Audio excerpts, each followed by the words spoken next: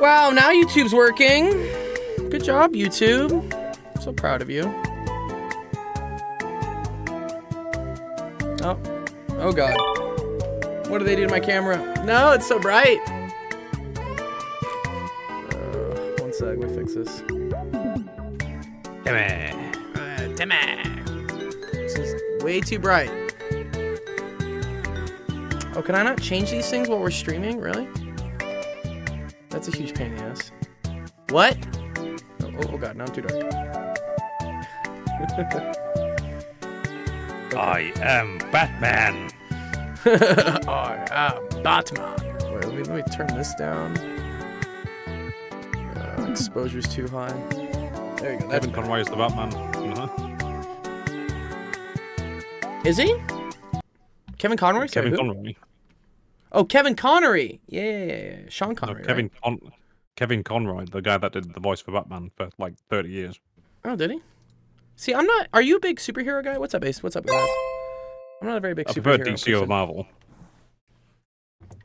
Do you like? Wait, do you prefer DC to Marvel? You said you like DC better than Marvel. Marvel is, well, don't get me wrong. I like Stan Lee's characters. They're just a bit. I don't know. Stan Lee, right? Yeah, Stan Lee. Yeah, he's cool, right? He created all the Marvel characters stuff. of realism. Oh, I see. That's the difference with, yeah, like Batman is meant to not really have like that much of superhero stuff. It's more like just technology, right? Well, yeah, but I mean, even with like Superman, it's like sat there and spelled out. It's like, yeah, because he's an alien, and right, it's a different sun, and it does something different. But with like Marvel stuff, it's all, oh, everything's all fantasy and magic and yeah. He got bit by a spider, and now he's Spider-Man. Right? Actually, no, I do like that one. That one is a little bit of an explanation. Are you talking maybe like Doctor Strange, like how Doctor Strange is Doctor Strange? Like how does that work? I don't know, maybe.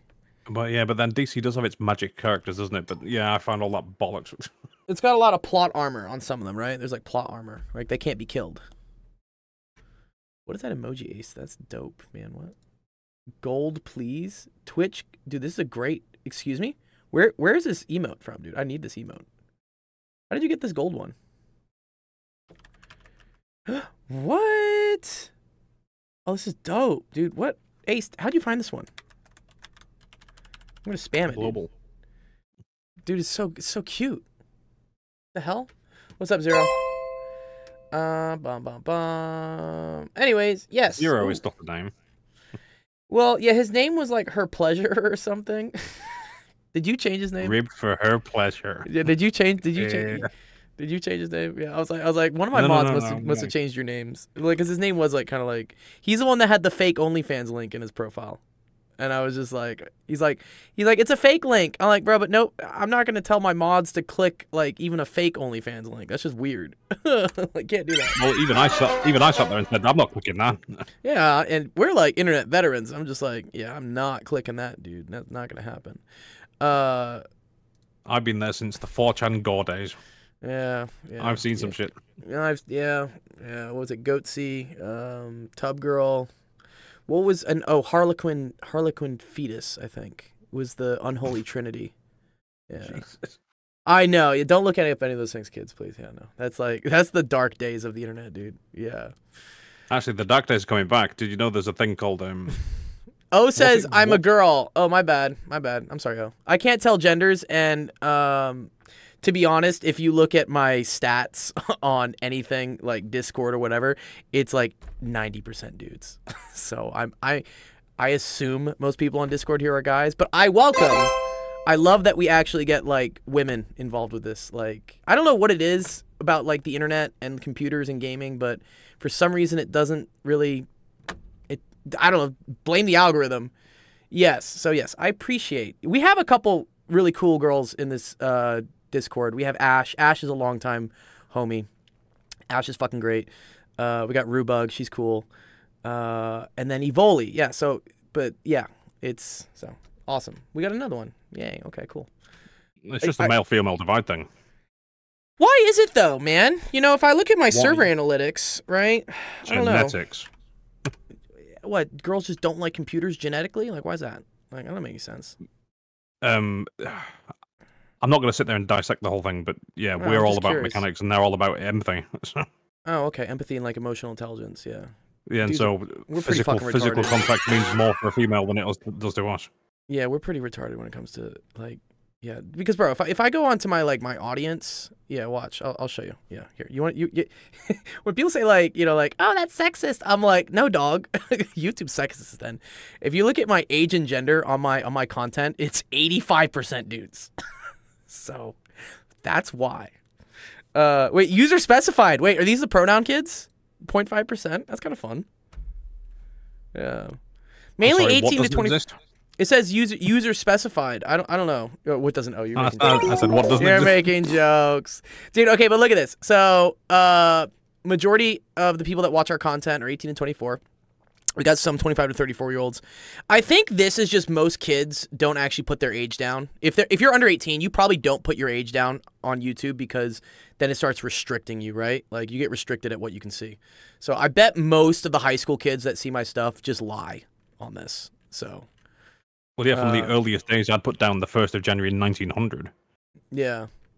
A says, hell yeah, true. That's dope. But I'm happy at this. So, top geographically, so a big problem you'll see when people are buying views and stuff on YouTube is it'll all come from India or the Philippines or some bullshit.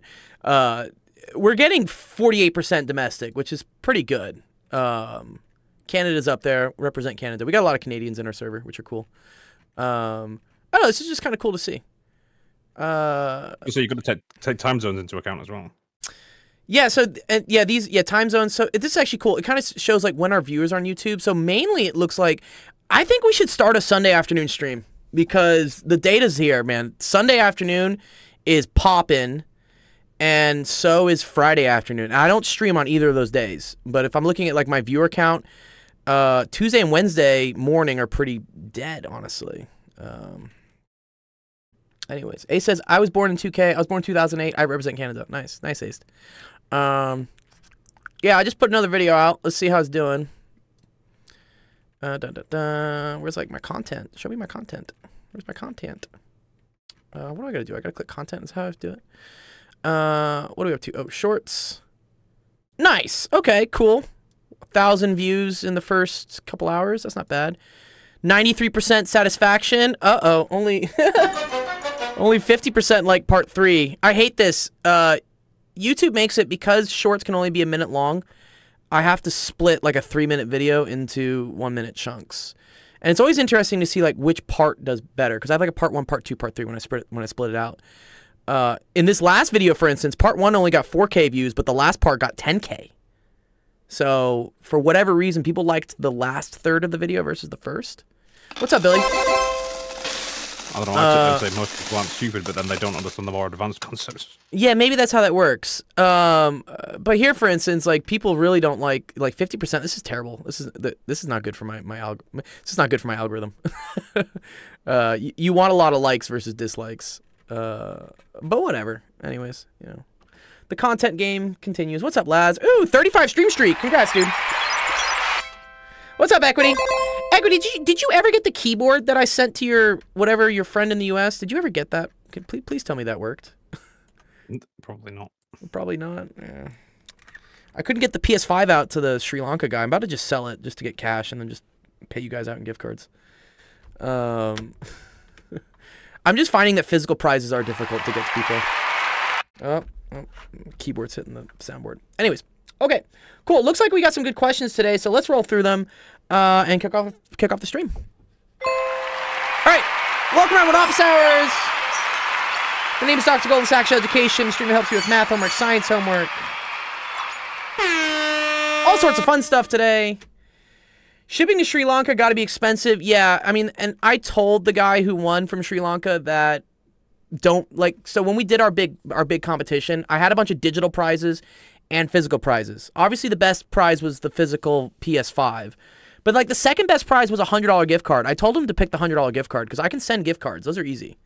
But he still picked the PS5. And I was like, okay, bro, but you got to have someone in the US I can ship it to, because I'm not shipping a PS5 overseas. It's not going to happen. And he still messed it up. So whatever. You live and you learn. I think I may stop doing physical prizes for stuff because it just doesn't work. I do economics. Yeah, sure. I can help you out with economics, Zero. That's totally cool. Here, let's help out Ace. Ace asked one of the first questions. Well, did anyone... Oh, Zach asked a good question yesterday at 4:40. Is Zach around? Zach, you're a new student. I love when new students find us and, like, ask questions. Zach is Zach, you around? Yeah, asked a question yesterday at 4:40. I think that's right when we were ending the stream, honestly. Unfortunately, yeah. Anyways. Okay, here. Let's put what Ace has got. This looks like some... Oh, this is power. We got more kilowatt hours going up, Ace. And yeah, Zero, feel free. Post as many questions as you want. I make sure I go through every student's question at least once.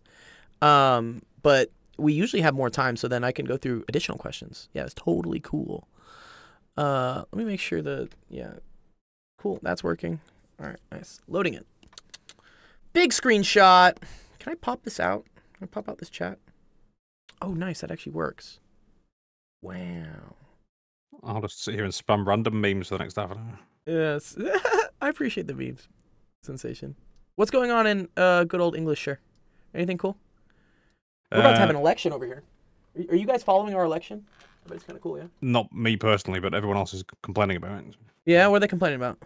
Orange man bad? Is that what they're saying? Orange man bad? No.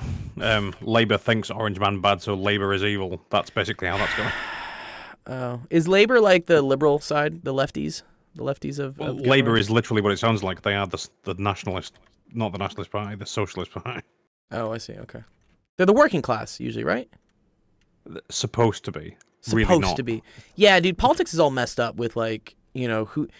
It's weird, right? Because, like, the Republican Party, for whatever reason, tends to do very well with very rich people.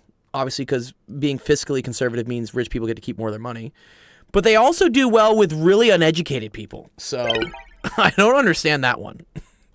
So you got like these really rich people and these really not conventionally well-educated people going for this party. Whereas, yeah, Democrats usually take the middle of the road and the very highly educated. And it gets weird with the poor thing, right? Because poor people benefit from Democrats. But also they like voting for Republicans. It makes no sense to me. I don't know what's going on. Yeah, tomorrow is conservation of energy and work energy. All right, let's do it. All right, here we go. When comparison shopping for a refrigerator, you compare almost two identical options, just varying by power and price. Super cool fridge, ice cold fridge. Okay. The average cost of electricity is 13.4 cents per kilowatt hour. Yeah, this is cool. So remember, we were talking about this yesterday, right? How energy can be expressed in like kilowatt hours. It's kind of weird because kilowatts is a power, but if you multiply it by a time, then you get an energy. Which is more cost of... Yeah, what's up? Sorry. No, go on. This is why I should have the camera on. Is it that joules is a derived quantity? Oh, interesting. No, I think joules is a fundamental quantity because it's just energy, right?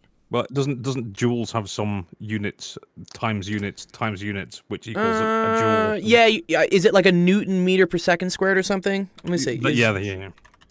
Yeah, Sensation brings up a good point. It is derived. Okay, so yeah, I'm wrong. Yeah, you're right, Sensation. Okay. Good.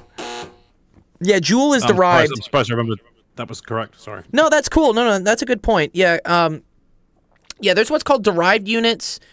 And is it a fundamental unit? Is that what it is? What's SI?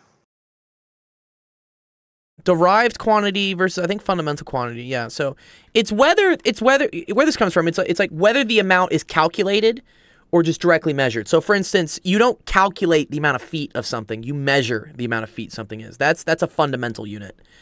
But if I wanted to measure area, for instance, right, that is derived because I take length and then I just square it if it's a square. But yeah, that's kind of cool. Yeah, I forgot there's a difference. Yeah, so joules is derived. You're right. Joules I think is it's newtons meters meters squared per second squared. Yeah. If you want to know where that comes from, it comes from, like, for instance, for kinetic energy, if anyone remembers, right? Kinetic energy is equal to 1/2. Oh, sorry, it's no. Yeah, 1/2 mv squared. Sorry, it's kilograms. And then this is meters squared over seconds squared, because velocity is meters per second. Seconds you measure, that's fundamental. Meters you measure, that's fundamental. Kilograms you measure, that's fundamental. Yeah, so sorry. This is the fundamental unit of energy. Yeah, sensation's right. Okay. Which one is more cost effective if you plan on keeping the fridge running for at least 5 years? This sounds like a bad joke or something. Like, you know, what's the joke with the fridge running? Is your fridge running? Yeah, well, you should go catch it. No. Such a shitty joke. Anyways, okay. All right, Ace, how do you think we do this? How do we do this? Which one's more cost effective? This is kind of cool. Bum bum bum bum bum bum.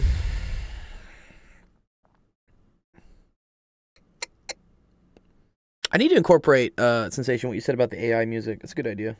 Actually, I met some chick at one of these events that licenses out like free, like non-commercial music. I should talk to her. Efficiency. Okay, teachers taught some shit with efficiency. Yeah, that's okay. Yeah, we don't need efficiency here because we don't know what the efficiency of the fridge is. Yeah, that's okay. Efficiency, yeah, energy out over energy in. Yeah, so for instance, if we wanted to talk about efficiency. Energy in equals energy out. Times efficiency. Waste energy. Exactly, right, yeah. Yeah, and we talked about this, right? Energy in is equal to like useful, or energy useful, plus energy waste, right? And then efficiency is defined as this over this. It's like the useful energy you get out divided by the total energy that gets put in into like whatever like this like the machine is, you know. Also called capitalism. This I do remember from GCSE physics. Yeah, this is cool. We assume the wattage is average since actual fridges cycle on or off. Yes, Jeff brings up a very good point. Yeah, fridges don't run continuously at this power. Otherwise the fridge would try to get to like absolute zero eventually. Like it wouldn't, but it would just keep trying to cool it down cooler and cooler. So yeah, fridges, they're on for a little bit of time and then they turn off and they let a little bit of the cold leak, or really what they do is they let a little bit of the heat come in and then they turn on again. So it's called a thermostat.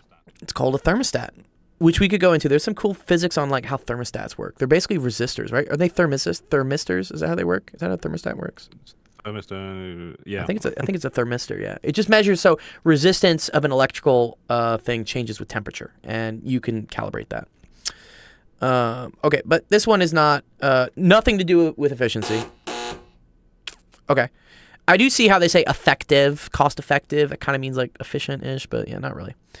Okay, what we want to do is we want to figure out the cost. Okay, so the cost of a fridge, okay, is going to equal the dollars per kilowatt hour times the number of kilowatt hour. Okay, so this is like total cost. Total cost is equal to like, I would say like the unit cost times the number of units you bought. Okay, you can think of this as like, say milk is like $5 a gallon, right? Let's say it's $5 per gallon, and then you multiply it by how many gallons you bought. Okay, and those would cancel. So this we know, and this is almost like stoichiometry. It's kind of cool. So this says 13.4 cents. So let's put that into dollars, right? That's just going to be $0.134.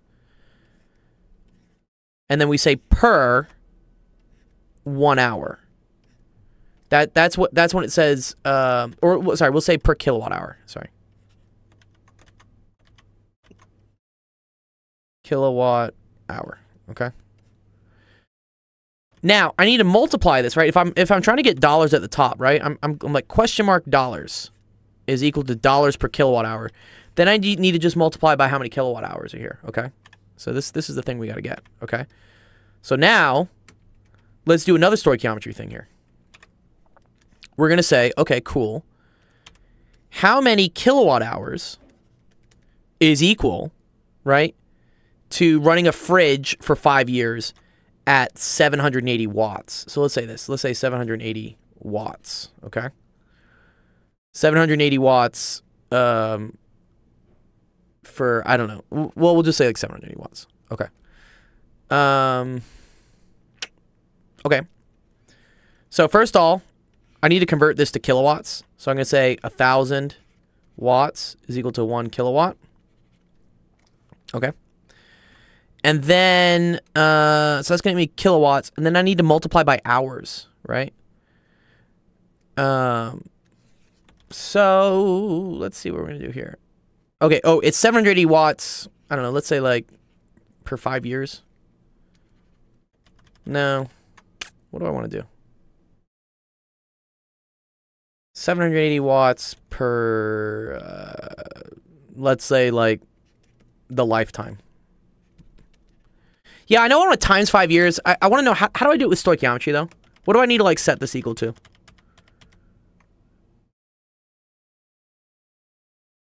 Yeah, okay, whatever. We'll do it this way. Okay. I'm going to multiply by 5 years, okay? But I want hours, okay? So then my next thing is going to be that 1 year is the same thing as 365 days.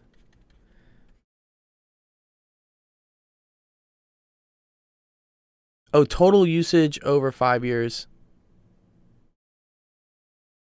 Ah.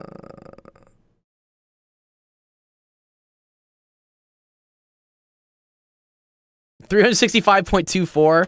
Okay, well, whatever. Yeah, whatever. Yeah, he's right. Technically, he's right. Yeah, this is what we technically have to do. I have to technically say 365.24. Or, yeah, because this is where the leap year comes in, by the way, guys. Like, every 4 years, there's a leap year. It's because technically a day is an additional quarter. Okay, and then, right, 1 day is equal to 24 hours. Okay, so now, kilowatts, sorry, watts, years, days. We're going to be left with kilowatts times hours.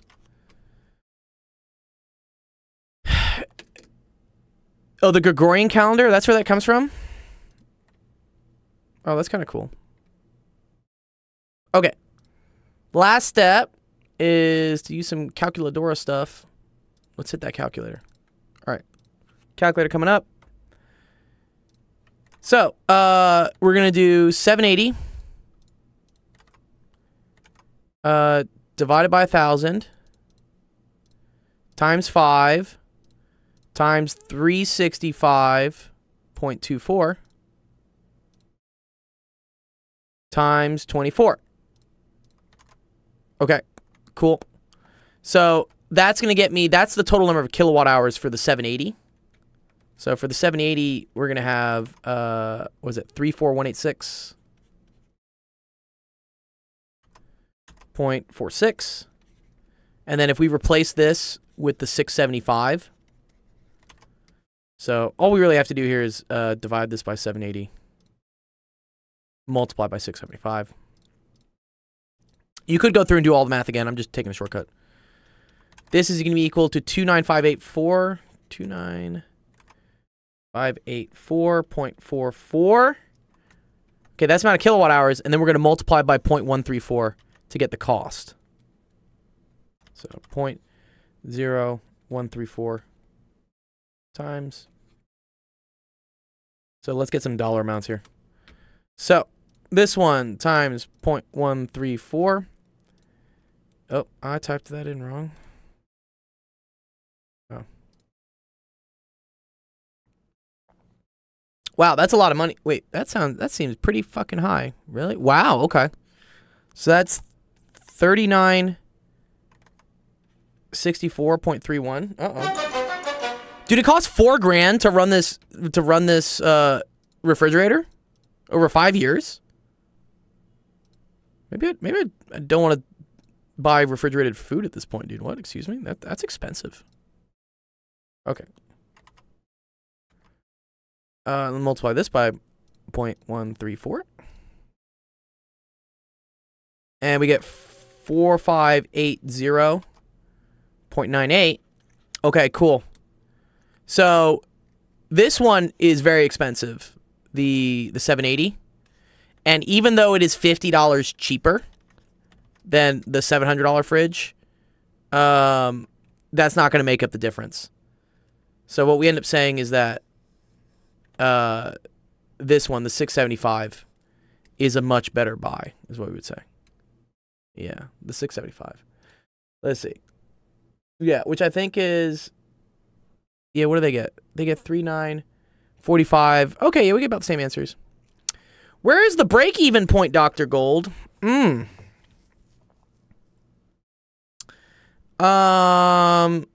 Probably a lot earlier. Probably like after the first week, to be honest. Yeah, if you wanted the break-even point, so, right, here, we'll say cost of the first fridge equals cost of the second fridge. First one is $650 plus, oh, well, here, let's just get what this is. If I just get this, then we can just change this as a variable, right? So, what is that? Oh, and wait, and this is actually a time, right? So, it's going to be 365.224 times 24 divided by 1,000. You're easier to distract than the Canadian? Yeah, Penn Center locks in sometimes, dude. Anyways, this is 780 times 8.7...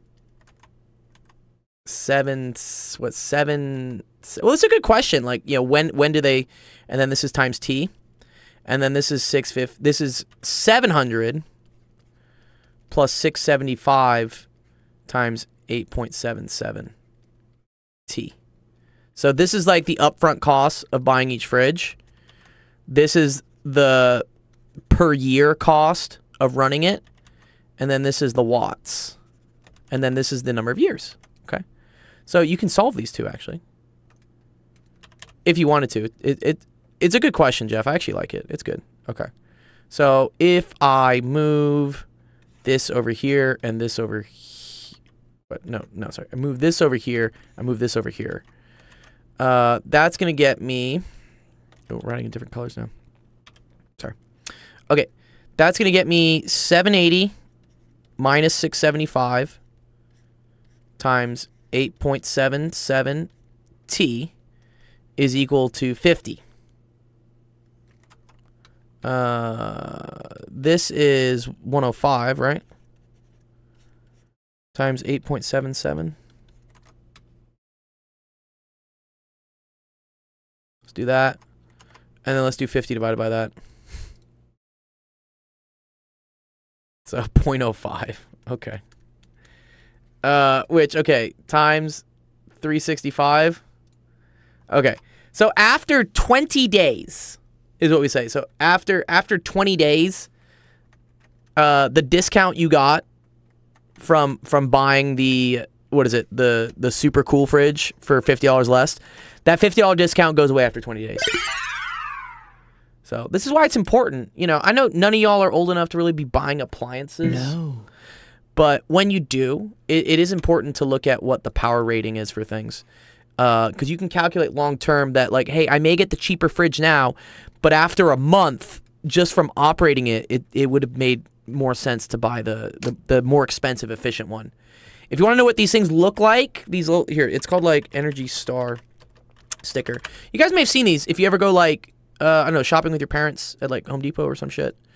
Can I see an image, please? Yes. They'll do this. So I think they're required by the law, by the government requires them by law to put this on appliances. So this, for instance, is a dishwasher, and they'll tell you, look at this, you know, kilowatt hours, estimated energy cost, and then this is how much it should. So they do all the math for you. So you can look at this and be like, okay, cool. After a year, let's say this dishwasher costs $20. The other one costs like $50. How do I take into account like which one's cheaper in the long run? Anyways, does that make more sense, Ace? Ace, yeah? You got a bunch of work there. That looks pretty good. Yeah? Okay, cool. Good job, dude. Right, come here.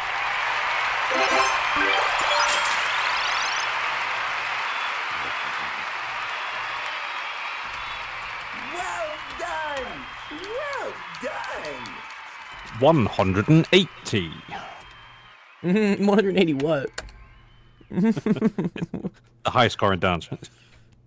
Let me see. I'll pull in Zero. Which one do you need help with? Do you need help with all these?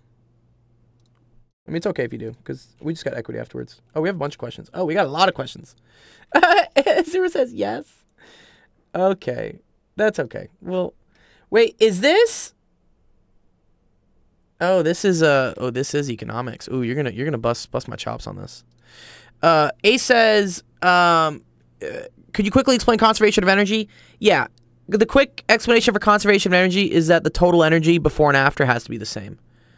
And total energy can either come from potential, which is mgh, or kinetic, which is moving, that's 1/2 mv squared, or eventually you're going to learn about springs, and that's 1/2 kx squared.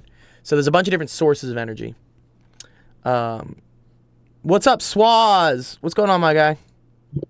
What's up, man? How's the life, bro? How's it going? It's going good. It's going good. I failed my physics test, so I'm gonna need to get some help on that later. But it's stat Okay, you're tonight. good. But you got some questions, so I'll let you go through those. Yeah, you're good. Let me know when you got to run and whatnot, and I'll bump you up because like you haven't asked a question in a while. It's totally cool. Just like if you have like a You're all good, deadline where man. you're like, fuck, like I gotta go to dinner. Totally cool. But yeah, let's. I we'll get already you ate up. dinner. I already your ate time, dinner. man. Okay, cool. We'll take our time then. Nice. Okay, this is economics. Economics coming in the house, in the hizzy. Let's see. Wow, these are very high resolution images. Okay, let me kind of look what's going up.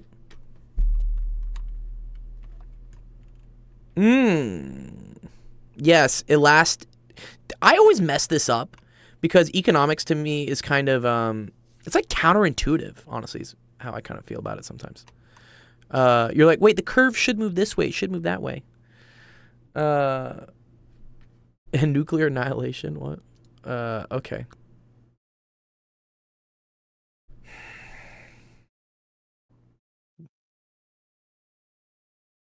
Don't look at it. I think it's wrong. It's okay.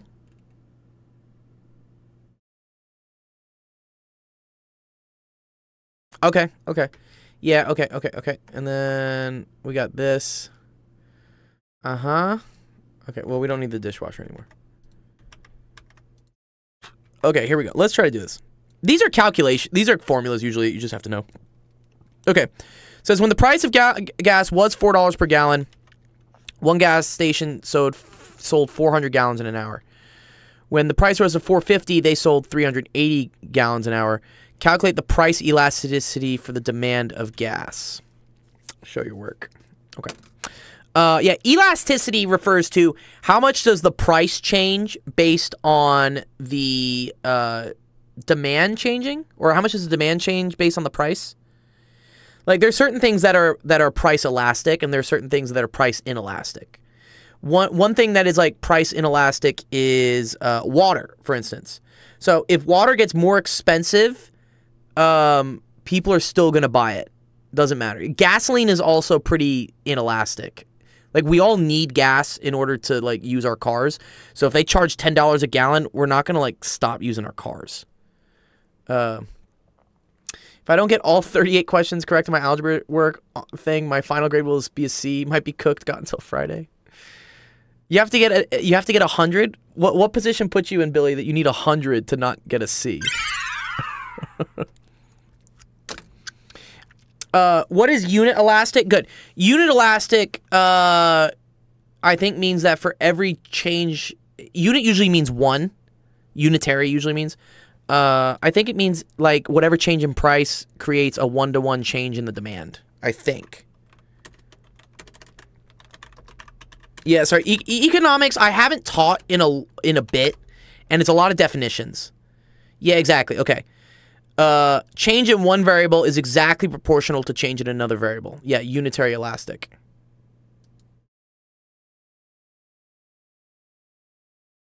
Yeah, here. This is actually... Why does none of my clicking work here? What?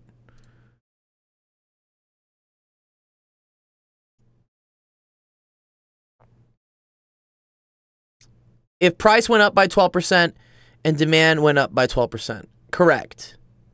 Usually if price goes up by 12%, demand would go down by 12% though, right? If something gets more expensive, people demand it less. Unless it's, I don't know, like NFTs or some bullshit. Yeah. Who is this person teaching this? Anyways, okay, cool. All right, I see the equation. But you're right, because elasticity is the absolute value. So we don't care if it's positive or negative. We just care the magnitude of it, okay? Slides prepared by Iris Franz. Okay, that's cool, Iris. So, okay, so they want percentage change in quantity demanded divided by percentage change in price. You have the right equation here for percentage. So percentage change is always... oh, this is where this is a little bit wrong. Okay. So percent change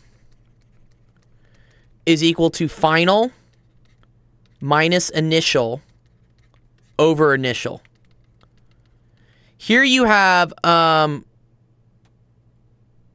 initial minus final over final or something. Yeah, you swapped it. It's okay. So yeah, so the final here is $4.50%.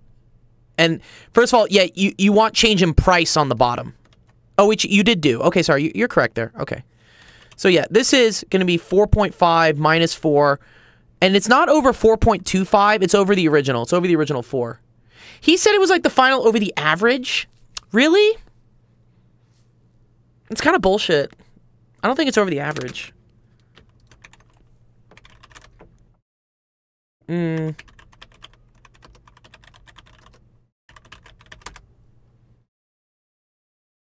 Oh, you're right, but they do the average here. Okay. Yeah, they use the it's called the midpoint method. Okay. I'm just, yeah, okay, you're right, Zero.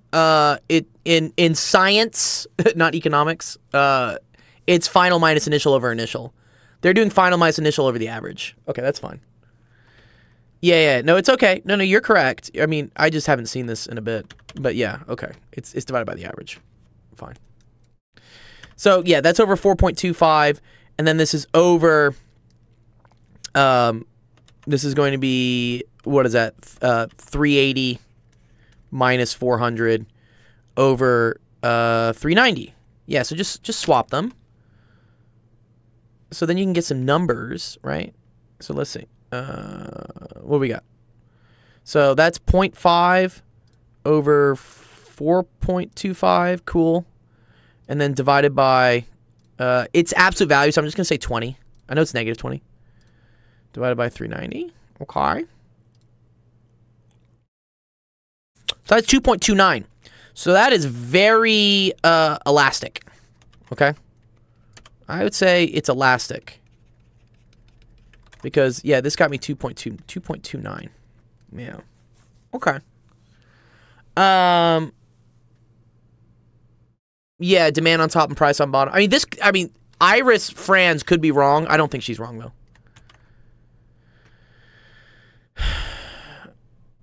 Did I do something wrong, Jeff?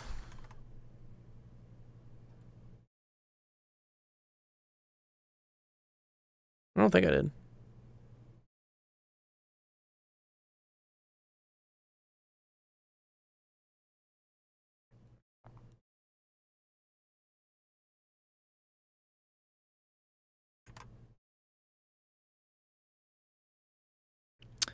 Wait. A 12.5% change in price, but only 5% change in demand.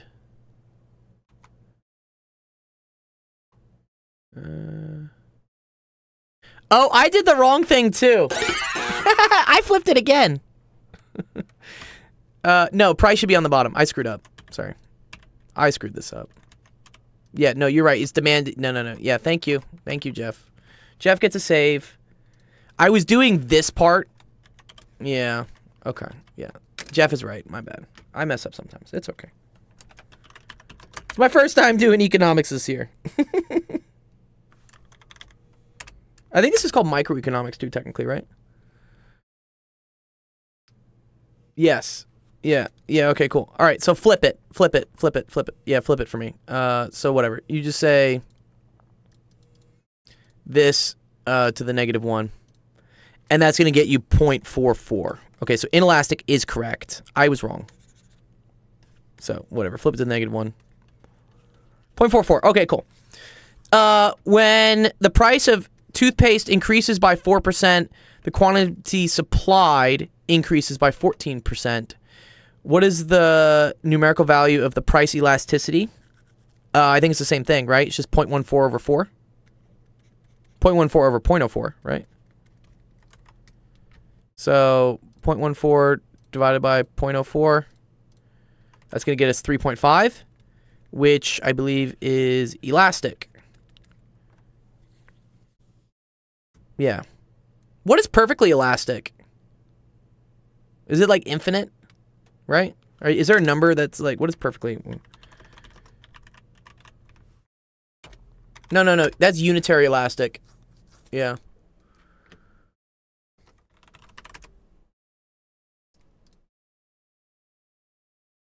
Yeah, I guess perfectly elastic is like close to infinity.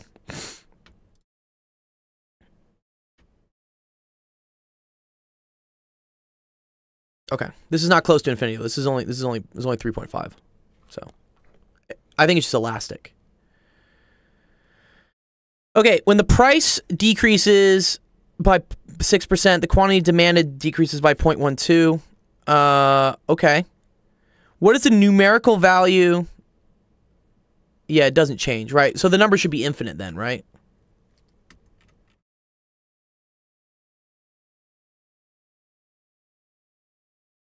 Yeah, perfectly inelastic is if it's 0. Right. Yeah, then perfectly... Wait. Yeah, perfectly inelastic is when it's 0. Perfectly elastic is when it's infinite. Yeah, okay.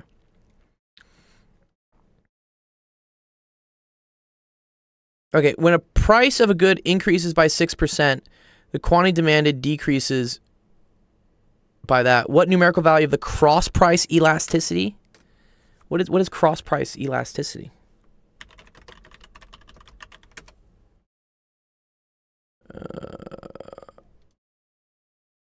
Oh, it's the same thing?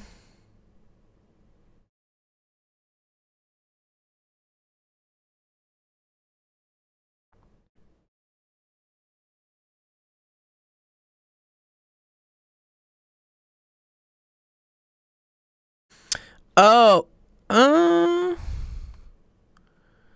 what would you say is a bigger debasement of mathematics, engineering, or economics? Probably economics. Okay. Oh, cross price. It's talking about two different products. Oh, okay. Oh, I see why it's called. Okay, yeah, Zero. This is called cross price because we're talking about the price of good A compared with the demand of good B. They're two different goods, but I believe it's the same thing. It's just demand over price. So it's just 0.12 over 0.06, which is going to be equal to 2. Okay. Based on your answer in part A, what can you say about the relationship between goods A and B? Okay. There's always like some table.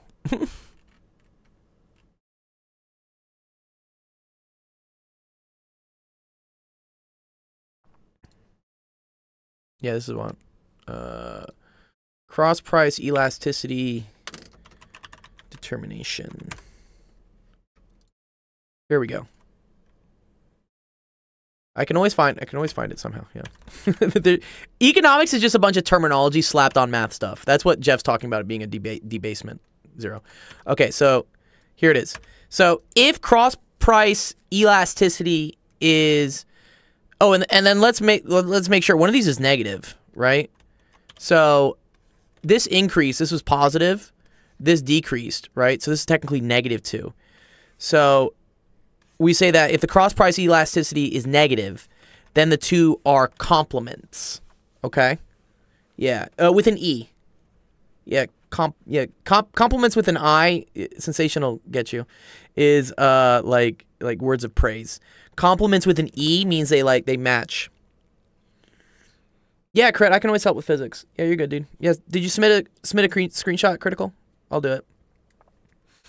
Yeah, so these are compliments. Which means, like, they're necessary for each other. So some examples of, like, complement goods would be, like, cereal and milk, right? You can't really eat cereal without milk unless you're, like, an absolute savage. Whereas substitutes would be, like, hot dogs and hamburgers. So you can kind of switch them out. Yeah. And then independent, that would be, like, dish soap and bananas. Those things are unrelated. Like, you don't, like, bananas don't replace dish soap, and they don't really go well together. I don't know. I've never eaten a banana and dish soap. Don't do it. So, yeah, okay. Yeah, that's cross price. And, I mean, this kind of makes sense, right? So, because good A is going up in price, people aren't going to demand good A as much, right? Let's say the price of milk starts going up, right? You're not going to want to buy milk as much. And because you're not going to want to buy milk as much, now you're not going to want to buy cereal as much because you don't have milk. Like, why would you buy cereal without milk? Submitted one. Hi, what's up, Haunted? I'm on my own for a bit. Uh-oh. Okay, cool. All right. Let me see if I can help you. Let me help you with like one or two more. Zero. Let me help some other students, and then when I got time, I'll come back and do the rest of your economics, because I like this stuff. Is fun. I enjoy this. Let me see like this one. Here, I'll try number 4. And then if I have time, I'll do like 5 and 6. You'll go eat? Yeah, awesome. Yeah, great. I'll be on for a bit. I don't have to teach other students till another 2.5 hours. So I got time. What's up, 1K? Okay. When income increases by 10%, the quantity demanded of good X increases by 5%.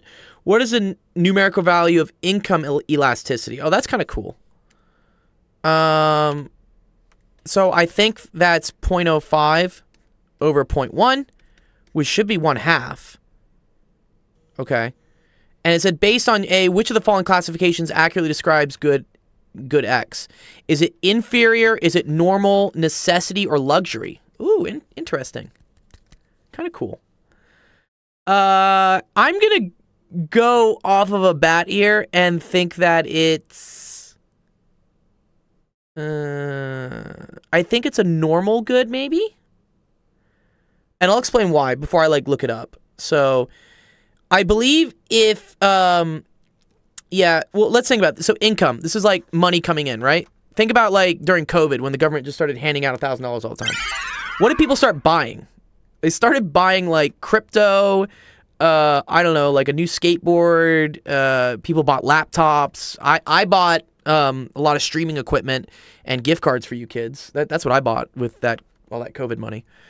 So when you're given more money, you tend to spend it on things that are not really necessary, right? It's like you got extra spending money. So luxury. So I would say if when income increases, the demand for something spikes a lot, then that must be a luxury good. I would think that if the income increases and the demand does not change, then that must be a necessity. Right? So necessity means you're going to buy that and have demand for that no matter what amount of extra money you have. Like, say, for instance, toilet paper, right? If you make more money, you're not going to demand more toilet paper. You're not, like, taking a shit more often. I don't think so. I mean, unless, like, you're buying, like, food that does that, I guess. So, yeah. If price elasticity is 0 there, I would say that. If price elasticity is negative, I would say that's an inferior good. Okay, so that means when you have more money, you start buying less of it. So an example of this would be, let's say, like shitty food, like cheap shitty food, like ramen.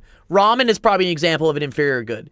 When you're given more money, you're not going to spend that money on ramen because that to you is not nutritious or really good for you. It's cheap, which is great. Like, I've eaten plenty of ramen. I love ramen. But if you're given more money, you're not going to spend money on inferior goods because you can spend them on normal goods or luxury goods. So I think this is probably a normal good. My teacher said something about being between -1, 0, and 1. I agree. So yeah, let's look at that. So, what is this? Income elasticity. Yeah.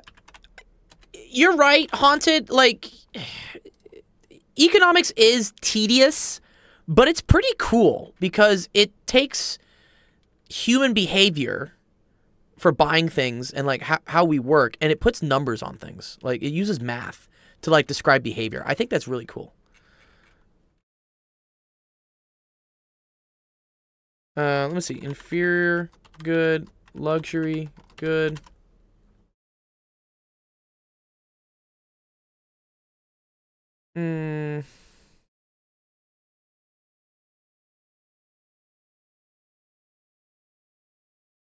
Yeah, they just say necessity inferior.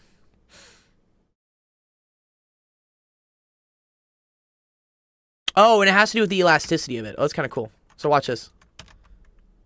Very cool.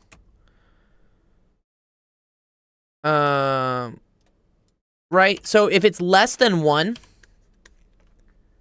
if the magnitude, so let's say like magnitude of, what is it, of elasticity is less than 1, that means it's inelastic, right?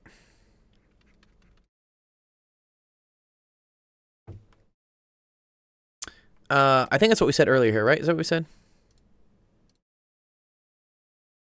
Yeah. If it's less than 1, it's inelastic. Okay, if it's greater than 1, it's elastic. If it's 1, it's unitary elastic. We don't really care about that. So if it's less than 1, it's inelastic. And then if it's positive, that means it's a normal good. Okay, cool. So yeah, so this is 0, right? It's inelastic and it's positive. Cool, right? If it was inelastic and it was negative, okay, like we were talking about with the ramen, right? That's an inferior good. If it's elastic and it's positive, that's a normal good. Okay, you have more money, you're going to buy more stuff. That's cool. And then I think luxury is elastic and like really positive. Yeah. I think it's like super elastic. Anyways, cool. All right, let me help out some other students. Zero, I appreciate it. These are cool questions. And I'll come back and help you out with the other ones.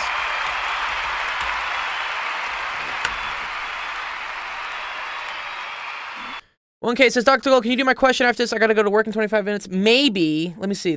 I do have a lot of new people that asked, that haven't asked before, and they asked before you. Steph has one. D is a lot of work, and I got stuck. Calc and V. Getting V by itself. Okay. Oh, I know this one, Steph. Yeah, this is... Oh, you'll be back, Zero? Okay, awesome. Great. Wait, did I give you your bond coin? Should have gone through. Okay. Let me see. Let me see what all the questions we have. Lost and Saga's got one, too. Haunted, are you Steph? Haunted, who are you in my Discord? Which person are you? Which person are you, Haunted?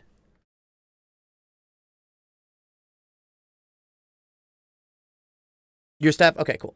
Here, I'll help you out with this one. Part D is use a differential equation. Uh-oh. They're making you use differential equations on Physics C? Excuse me? That's kind of rude. Okay, let's see. A box of mass M is initially acted upon by a constant force applied by Fa as shown. The friction between the box is going to be negligible, but the box is subject to a drag force of force kV. Okay, cool. And K is a positive constant. Express all the forces. Okay, let's do it. It's not too hard, right? So we got Fa pulling this way, right? We have Fn. We have mg. And then we have this drag force, which, what are they calling it? Oh, we're not calling it fucking anything. All right, fine, whatever. FD. Okay, cool. All right. Right, but do not solve a differential equation that we can use to determine the speed of the blocks as a function of time. You do not need to draw anything. Do not add anything. Okay, cool. Well, let's think about this. Okay. So if we look at the sum of the forces, right, in the x direction, you have the force A, which is pulling it to the right, minus the drag force, which is pulling it to the left, okay? And then this is equal to the mass times the acceleration, okay? Now, okay, as a function of time,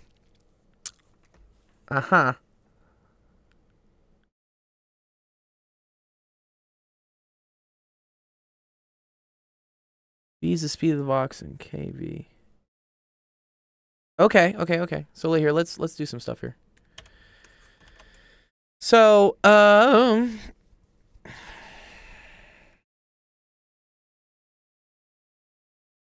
not add anything to the figure. Okay, fine. All right. So, FA minus, and then this is going to be the drag force, which is kV, is equal to m, and then acceleration here is dv dt. Right?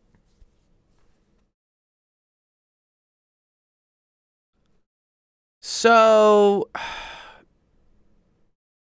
we got to make a differential equation out of this. Yeah, that's okay. You want to get all the variables on one side is what you want to do.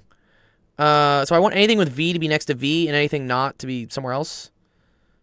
How do you do this, though? FA minus kv is m dv dt. I don't want the dt attached to that, though.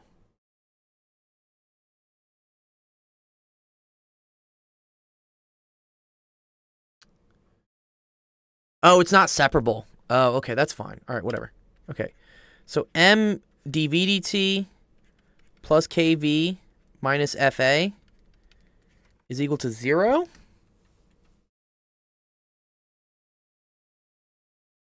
So, yeah, this could be used. Okay, cool. I think this is all you need. Do you have the solutions to these, Steph, by the way? You know you can... They have solutions to all these. Yeah, this is a 2013. Yeah, they have answers to these. You multiplied by dt. I mean, yeah, the issue is that I don't want dt to mess with v. Because then I also have a dv here. Just in terms of like solving differential equations, you don't want to mix the variables.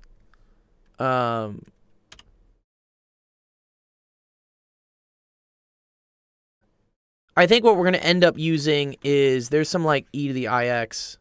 Oh, divided by m. Oh, yeah, that's totally cool. Yeah, oh, yeah. And actually, that is standard. I should have done that. Right, okay, so dv dt plus k over m v minus fa over m is equal to 0. I agree with that. That's okay. Determine the magnitude of the terminal velocity of the box. Okay, cool. That's just when the applied force equals the drag force, right? So fa equals fd. Because when that happens, your acceleration goes to 0.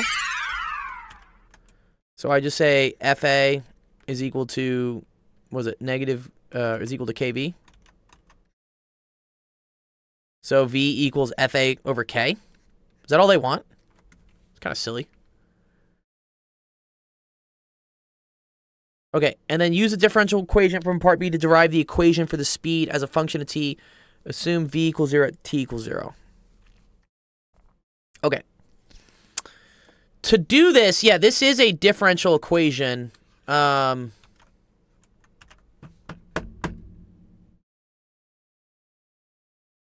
Which so usually when solving differential equations, Haunted, we just assume a solution and then we check to see whether we're right or not.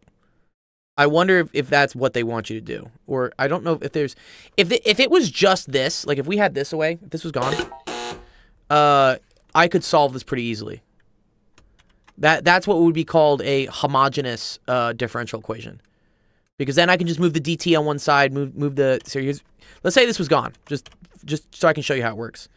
So here you have dv dt plus k over m, v is equal to 0. And then you just move things over. So you get dv dt is equal to negative k over m, v. You can move the dt up here, you can move the v down here. And that's dv over v is equal to negative k over m dt. And then you could just integrate both sides. And then this just becomes ln of v plus c is equal to negative kt over m. And then you have to use the initial conditions to solve for what C is. That's how to solve the homogeneous form of this. Homogeneous means like, instead of having all of this equal to this on this side, I just have it equal to 0. But that's not how the world works with this question.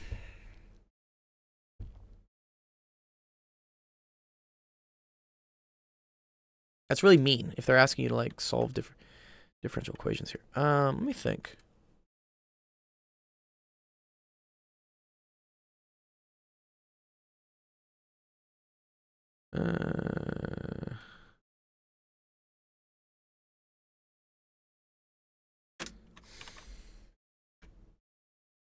I use time and not v of t for that part. How did you use time?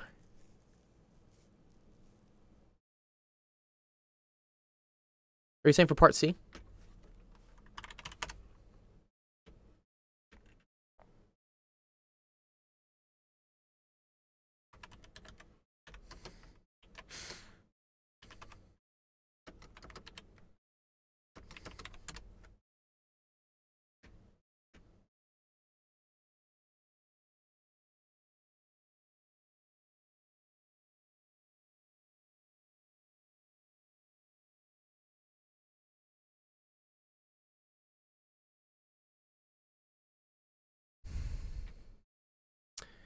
Why don't you use 0 equals a, b equals v of a t for the integral? Oh, sorry. Yeah, let me see. Oh, yeah, let me see. You did post screenshots of what you're doing.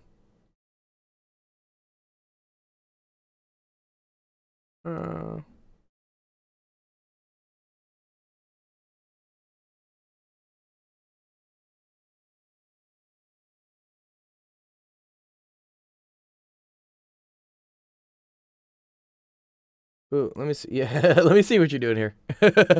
I think there's got to be some math wrong here.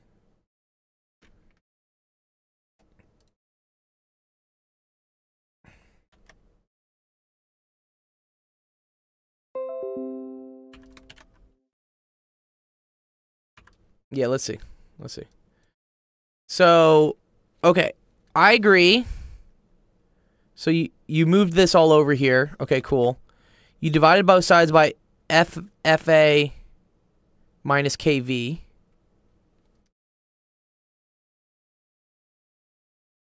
Yeah, maybe I'm dumb. I could be dumb. That's okay. FA minus KV. Oh, yeah, actually, you know, that's okay. Yeah, you're okay. Yeah, you're right. Right. I like the way you're doing it. Yeah, okay. This is actually, yeah, this isn't that bad. Okay. Yeah, here, let's take this. I thought it wasn't separable for a second, but it is. So, yeah, dv dt is equal to FA over M minus K over M times V. Cool, yeah, and then I guess you can pull the 1 out of 1 over M over, I guess, right? Is that what you're doing? Yeah, we can pull the 1 over M out, right? Let's just do that. Okay. And then you're going to put this on the bottom, and you're going to put this on the top. Your integration is probably just the only thing that's lacking. Okay, so then dV over FA minus KV is equal to 1 over M dt, right? So now we're going to integrate this. Integrate both sides. This is easy. This just becomes 1 over M times T. This is a little trickier. If I say U is equal to FA minus KV, then DU is equal to negative K dV. Okay, so you just need a negative 1 over K. So then this is ln of FA minus KV all times negative 1 over K, right?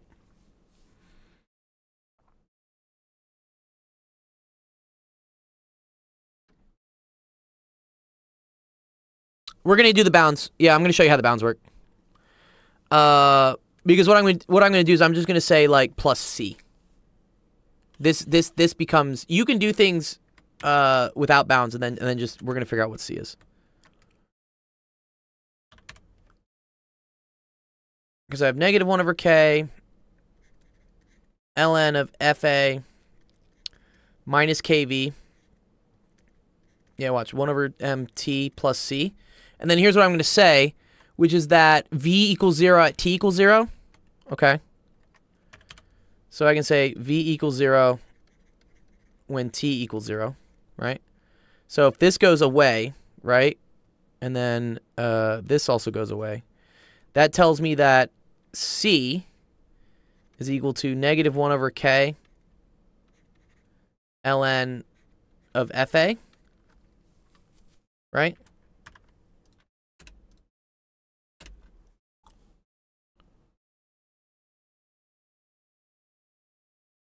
I think that's right. Okay, cool. So now I have -1/k, and here we can take this C now and put it over. So this is -1/k. And then this is ln of FA minus KV minus ln of FA is all equal to T over M.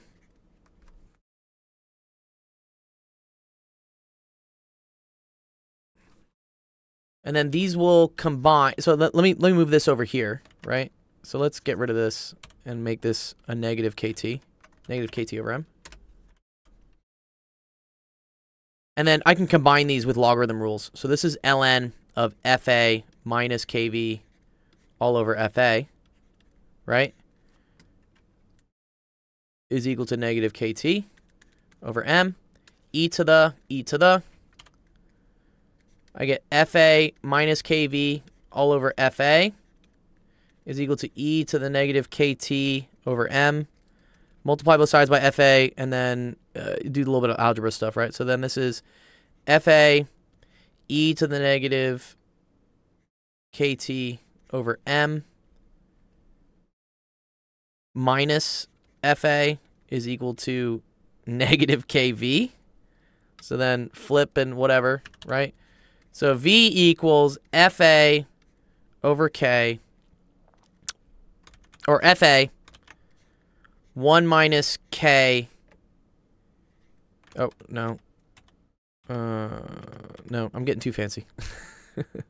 FA over K 1 minus E to the negative KT over M.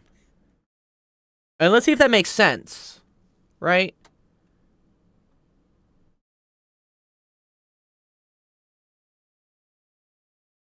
Is that correct there? I think that's correct. Is that correct, Haunted?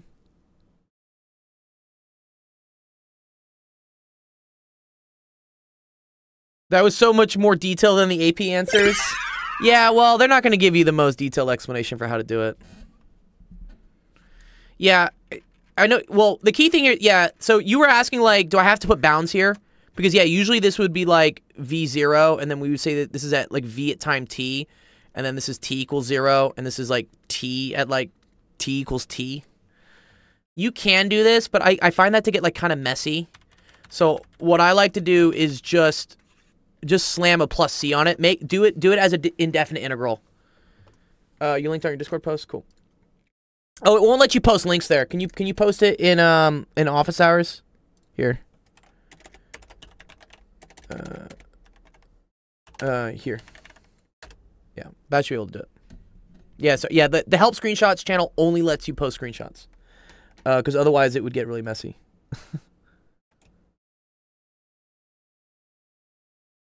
What? Oh, I have to give you the link. One sec. I have to. You're new to the server, so I have to give you the can post links. Okay. Now you can post it. Yeah, we have that protection because yeah, thank you. Yeah. Because we're a public server, I get a lot of spam from like people trying to sell feet pics or something. No. No feet pics here, please. Give us spam from me. Spam from me, yo. Are you gonna spam us with feet pics? Well, I keep spamming that server with random shit. Oh, I love these. I love these. These memes are great. How to make a bomb 101, forcing him to listen to all of this. So good. Wait, where was this question? 8 terabytes of mayonnaise slapping noise.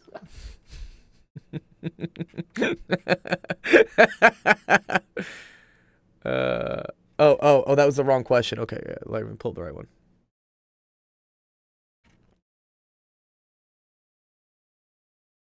Oh, okay, here we go. Yeah. Okay, cool. We get the same answer. Yeah, nice. Yeah, they put the bounds on it. That's fine. You can if you want. I don't know. I feel like I'm like, you know, we'll settle this in the streets later. Like, just put +C and then figure it out. Also, you should also, just as a quick thing, Haunted, when you get your answer, this is what I was wanting to look at. You want to look if this makes sense, okay? So what I always like to check is, like, as t goes to infinity, what happens to v, right? So as t goes to infinity, this becomes e to the negative infinity, which is the same thing as 1 over e, which eventually just becomes 0, right? So eventually this goes to 0, and velocity goes to fa over k, which we should have seen here. Do you see how, like, for instance, this is where it's all connected there, Haunted. Terminal velocity, right? So terminal velocity means velocity after a very long time, was also fa over k. So this is where you can check the math afterwards to see if your answer makes sense. And you can see, for instance, when e is equal to 0, sorry, when t is equal to 0, right? E to the 0 is 1. V equals 0. So both of your conditions are satisfied, which helps you know that, like, I got the correct answer, right? Cool. That was a really fun one. I really like that one, Steven, actually. That's a good question.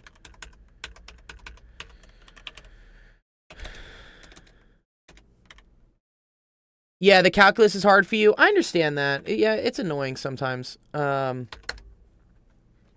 bro, like, you know, I got tripped up here. I didn't think this was solvable. I was like, nope.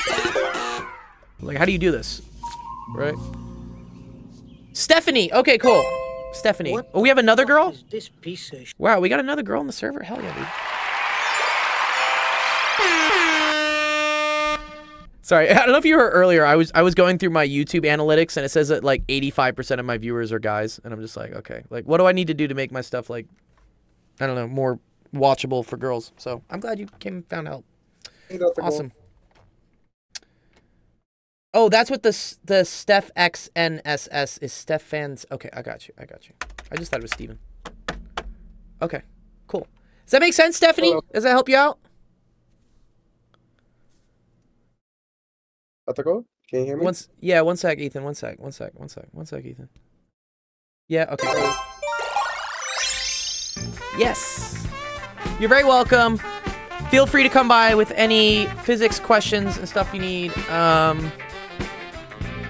I'll also say, like, since you're in AP Physics C, I run a review session, usually in the spring. So, I don't know if I told you that already, but yeah, hang around, and in the spring, I'll end up doing a big thing for all of the AP Physics students. So, I do, like, an AP Physics 1 review, and then I do AP Physics C. I just do, like, a walkthrough of the exam. It's pretty cool. For E&M 2, yes, I do both. Yeah, mechanics and E&M. I don't like that. I think AP Physics 2 does, like, waves and stuff. I really don't like... I don't like the waves and sounds and optics stuff. That's, like, kind of weird. But, yeah. What's up, Ethan? What do you want to say? What's going on? Well, you know, I was just thinking about something. What were you thinking about? So listen to me very carefully here, because Listen to you this is very kinda carefully, stupid. too. Serious? What's up? So when I was coming home from school, I got on the bus and I went to home. But an hour later, I have this one friend that I talked to who said that she's going to participate in this supposed 500-word essay about the importance of youth being involved in governance. I And that believe, got me yeah, thinking to myself, youth should be hold on, involved hold in on, I'm not government for even sure. done yet. Yeah, but let me finish. And that got me thinking to myself if I should actually participate in this essay. But the one thing that I do not like is the fact that if I come in first place, then I'll be the mayor for like one day. What is the mayor? What do you mean? You're the mayor of your school? That's pretty cool. Not school. I honestly do not know how far that goes, but I think the country of Belize. Oh, that's cool. The country. That's cool, man. It's scary because I don't want to like redirect my country into poverty then. I Well, want to you're make stupid decisions. yeah, it's okay. You're young, man. Don't worry about that. And like, also, that's why you have a team of people around you, who help you make good decisions. You know. Well, yeah, I wanted to ask you, should I really try it? Should I really participate in Yeah, that? go for it, dude. Yeah, go for it. I always say go for things. For You real? miss 100% of the shots you don't take. You know. So take them, dude. What? You miss Oh. 100% of the shots you don't take. Like if you don't try, you're gonna miss it for sure. All right. Is that Well, Michael Scott? look, You The Michael thing that- Scott? the thing that- Yes, it is Michael Scott. No, it's Wayne I knew Gretzky, it, right? I knew Is it. it Wayne Gretzky, dog? Michael Scott. Taco Cat says, "May I What go about the- next?" I got a log. One sec. I got a queue of people. Equity's next. Equity is next in the queue. If you want to go first, you gotta put your questions in first. Or I think there's a thing you can buy that says "me first." I think there's literally there's a channel point thing. What's up, Ethan? Yeah, what's up? What's up? So yeah, yes. The thing is, my English grade really isn't supporting that idea because I have a literal C plus in it, and I do not know if I want to do this essay. well, you can take an attempt at it, and then you could like send it to me, and I could like tell you whether it's good or bad, or like how to make it easier or make it better. You know? Oh, for real? Yeah, for real, dude. For real. All right then. Okay, Good cool. with essays? What's up? Are you good with essays? I'm yeah, I was helping someone out for 3 hours last night on a bunch of essays for they were applying for pharmacy jobs. Yeah. Yeah. I'm pretty good with essays. All right. Yeah. Yeah. Then. Cool. I got a math question. I got a math question. So I see I'll yours. just wait over here. Nice. Yeah, you're good. Yeah. Equity, is Equity here? What's up, Equity? Taco says I was out with my friends. Yeah, that's okay. Okay, if Equity's not here, Zero's not here. Swaz, you're next. Come over to the plate, Swaz. What are we doing? We're doing stats? Yeah, we're doing stats. Shoot, I was Okay. like finishing up some of the other problems I had before it, Okay, what's up? but I should have sent like I sent sent like a to- little thing to you. You said Yeah, I got a game in the background. Let me turn it down because I can't hear Okay. you. You're okay. You're okay. Yeah. Yeah. All right. So I'm doing 43 through 53 odds. Okay. In this this big thing you sent me here. Yeah, that big thing. Okay. Yes. So it's just like, just stats. Okay. All right, you just want to run through them? We'll run through as many. Yeah, Well, just okay. can we just run through them real quick? Yeah, we can run through them. That's cool. Yeah, because I think they're just like easy word problems. I'm pretty sure they are. Yeah. Okay, here. Let's see. All right, this one. Good for the gut. Is fish good? Is fish good for the gut? Researchers tracked 22,000 male physicians for 22 years. Those reported eating seafood of any kind at least 5 times had a 40% lower risk of colon cancer than those that ate seafood less. Explain how confounding makes it unreasonable to conclude that eating seafood causes a reduction in the risk of colon cancer based on the study. Oh, that's cool. Well, okay. So another thing I'm like confused on a lot of the terms Yeah. that we're using right now. I'm just kind of like confused on them. So like, what is like confounding? Confounding What does that mean? means, yeah, confounding means that it could be caused by multiple things. So, for instance, if I want to look at like how kids are doing on their tests, like, and I want to say that kids who eat this very expensive type of granola will do better on their tests, and then I see that, oh, kids that do eat that very expensive granola do better on their test, there are other variables at play here that could be affecting them doing better on a test. And it's not the granola. It's because if you eat this very expensive granola, then you must be able to afford very expensive granola, which means you must have money in order to pay for like tutors or like any other thing to make sure you get good grades on tests. So it's not the granola, you know, right? The confounding variable is like income status. Yeah. Yeah. I understand that. So in this case, it would be like, would a good answer for this be like, there's like other factors that could play into like. Yeah, you want to give examples. And so Jeff, cancer? Yeah, Jeff brought in a good one here where he says that people who eat more seafood may live closer to the ocean, which might have a higher humidity. Right. So they're saying that like, oh, if you eat seafood, you have a 40% lower risk of colon cancer. But it's like, whoa. You have to take into account those people that eat seafood. Do they eat more seafood because maybe they are richer? Seafood's not cheap, right? Seafood's expensive. Yeah, true. So if you can afford to eat seafood 5 times per week, you probably got a lot of cash, which means you're probably able to take care of your health better, right? Yeah, I see what you're saying there. So that's one way you can say that. That's a confounding variable. Yeah.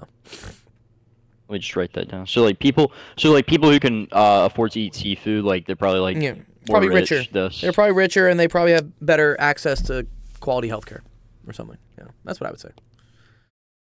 Rich. Also, people with seafood allergies may be inherently less healthy. Oh, maybe that's another good one. Jeff's got a lot of good answers here. Better economic status, we'll say that. There, go with that. Yeah, socioeconomic, whatever. It's the odd ones, right? So 45. Yeah, just the odds. Yeah.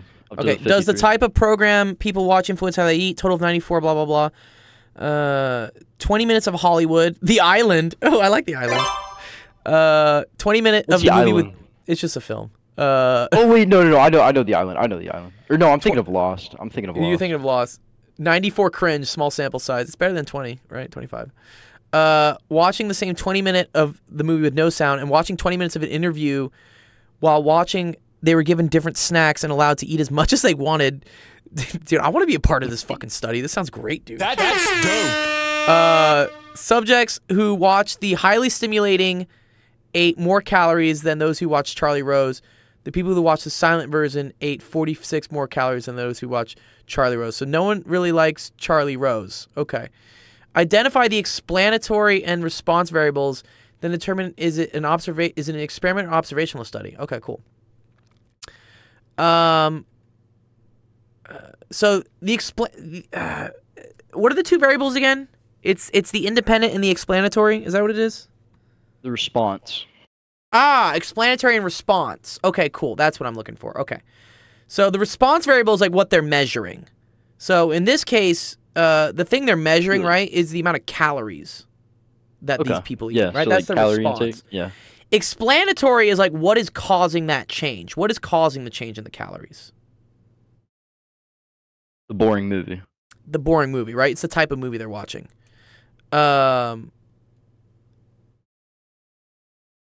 Calorie. Who watched? And then that's really all you have to do for that one, right? It's just say like response. Yeah. So the response variable is the number of calories. It's just there's so many things here going on. Silent version of The Island ate 46 more percent than who watched Charlie Rose. So actually, no, the explanatory variable is whether they watched The Island with sound or watched The Island without sound. Okay? So movie type? Or you can say whether there was sound or not sound in the movie. Because because they both watch, right? They both watch Charlie Rose. And then one group also watches it with sound and one without sound. They say, is this an experimental or observational study? I feel like it's observational because they're not taking the same participant, having them watch Charlie Rose and then having them watch the silent movie and then having them watch the not silent movie. So they're just observing what happens. Experiments require what's called experimental design, which is testing something and making sure that there's a control group and that subjects are put through things, the correct way. Okay. Yeah. So it's really just based off whether they have a control group or not, as well as I'm sure other things. It's just not designed correctly. That's why I think it's observational is just seeing what happened versus experimental is directly testing something. It's like taking your population and splitting them into things and having them do it correctly. So I would say it's observational because there isn't any experimental design to the groups going through, and there's no control group. Yeah. Well, I guess it's just like they're not using the same subjects. That's the problem. I feel like you have to use the same subjects watching Charlie Rose and also watching The Island. Otherwise, it's just an observation. Yeah. All right. Okay. Yeah. 47. Well, no, you could have two separate groups. Yeah, but I feel like that would still be experimental. Yeah, but I feel like the groups, Jeff, need to go through both treatments, right? Like there has to be a control. You don't think so? Okay. Jeff thinks it may be experimental. Like most things in stats, it's kind of up in the air. I'll argue my teacher about it. I'll argue to him. I'll be like, well, this is why, Yeah. The control I'll make sure I group get the credit. Yeah, okay. All right, 47, childcare and aggression. Okay. The more time children spent in childcare, the more adults tended to rate them? Like What? Phrasing, bro. What's going on here, dude?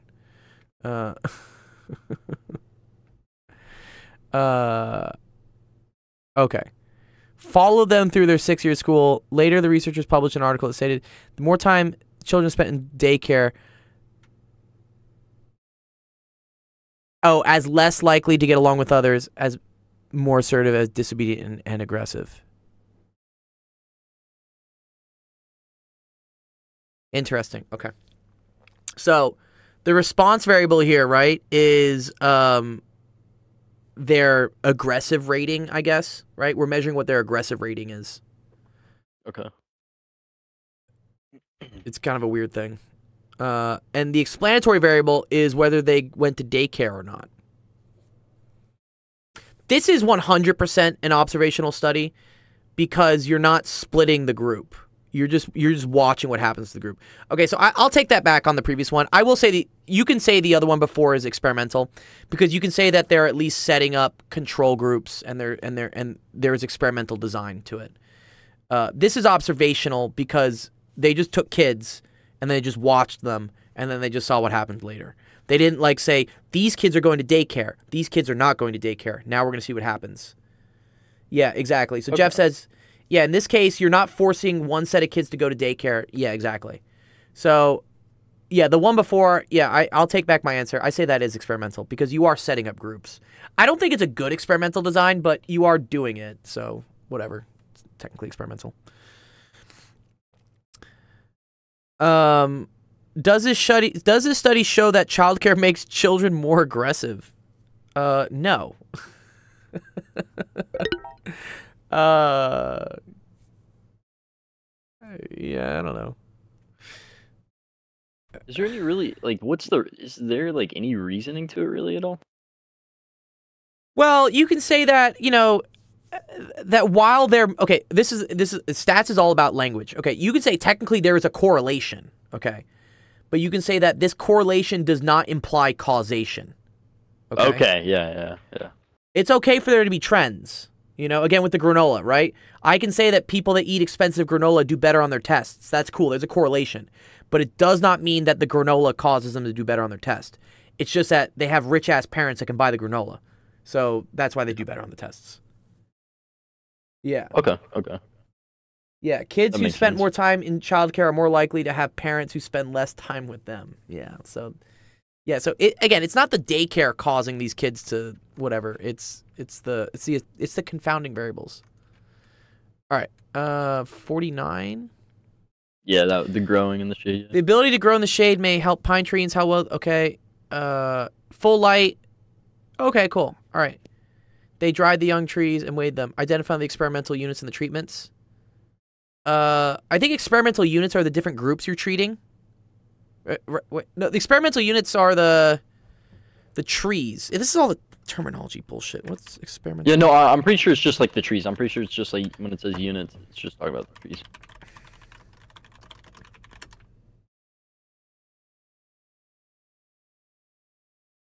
Nice. Yeah, okay. So in this case, oh, thanks for the follow. Freedom Dow. Yeah, you can ask questions here. That's cool, man. If you got, like, homework questions you want to help with, post them in our Discord. That's what students are doing here. They drop screenshots and they go, Do you like the Google AI? I'm just using because it's convenient. I like ChatGPT better. Cloud is the best for writing code. Yeah, I use ChatGPT all the time. It's just you ever tried easy Claude? for me to Google. Yeah, Claude is good. Claude is very good for coding. What's up, Bosnia? Claude. Yeah, Claude's great. But I don't want to pay for I them. won't. There's so many of them. Yeah, no, I'll take the free ChatGPT, man. Yeah.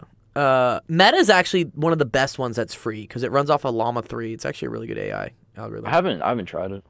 Okay. Yeah, it's the one if you open up Instagram or something, you can literally just like use it for free, and it's almost as good as ChatGPT, I'd say. Whereas like for the Google for Gemini, you technically have to pay for that if you want the real one. I haven't tried Gemini either. Yeah. Yeah. Yeah, the treatments is then just all the different lights, right? 5%, 25%, whatever, full light. Yeah. Cool. Freedom says, I built a lot of AI using Llama 2. It's very powerful. Yeah, Llama 3 is great. Yeah, what do you use, Freedom? You use a bunch of, I think like 3090s are the thing to use these days. Because there's different sizes of Llama 3, right? There's like the 80 gig or the 120 gig or something. I have a couple friends that look into building LLM rigs. 51, how can we reduce the rate of refusals in telephone surveys? Blah, blah, blah, blah, blah, blah, blah. Okay, whatever. Okay.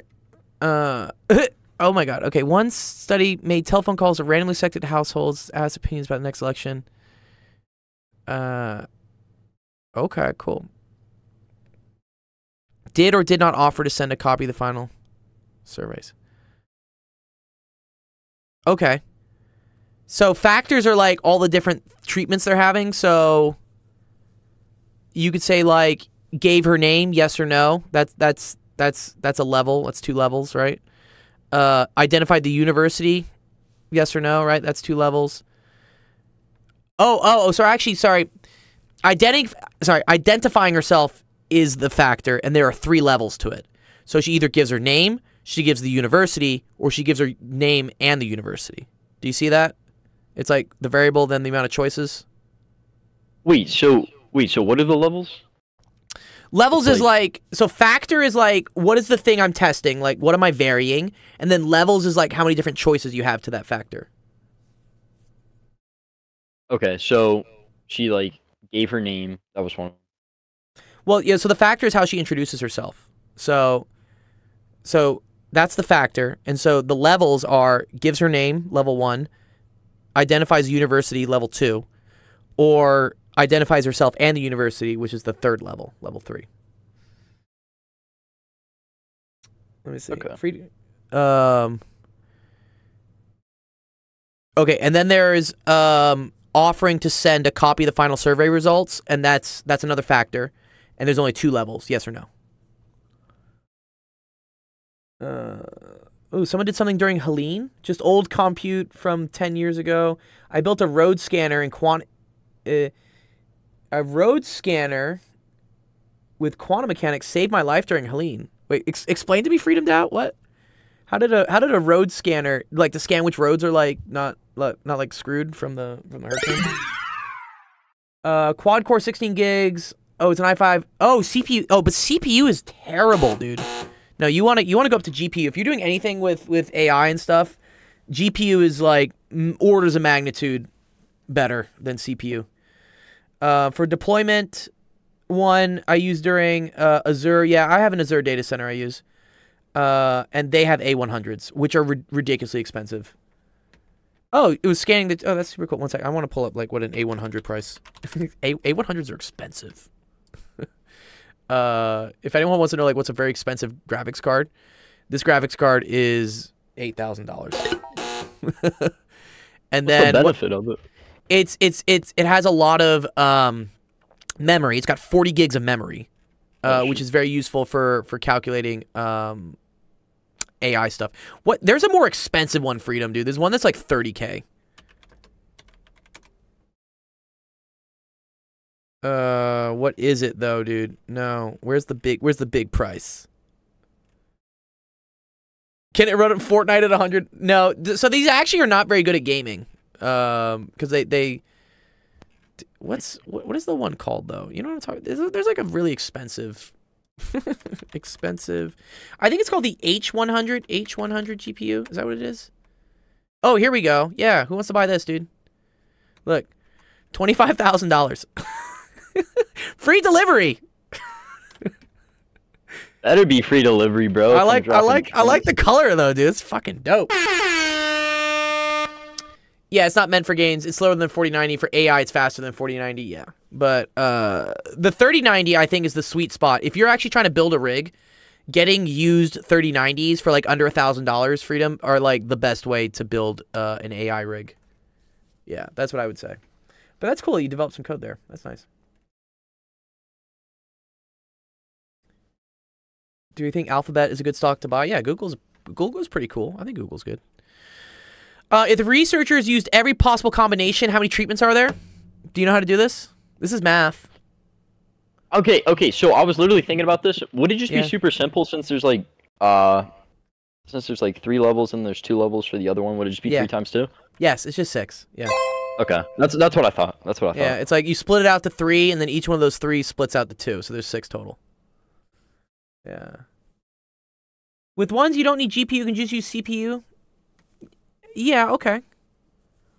I just know like the performance is a lot better, especially on Llama 3. Oh, I see what you're talking about, Freedom. Yeah. If you're doing like some low-level stuff, yeah. I know people talk about like, there's some metric. It's like token thing or something. It's like, or how fast it can like get to the next step. I looked at it briefly. Want a snack? Can snacking on fruit?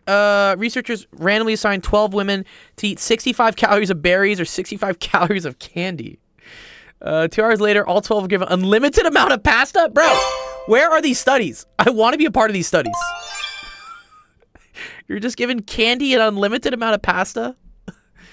The women who ate the berries consumed 133 calories, fewer calories. Identify the explanatory and the response variables. Do you know how to do this? Can I answer this one? Yes, I want you to answer this one. You go for it. Okay. So, explanatory is,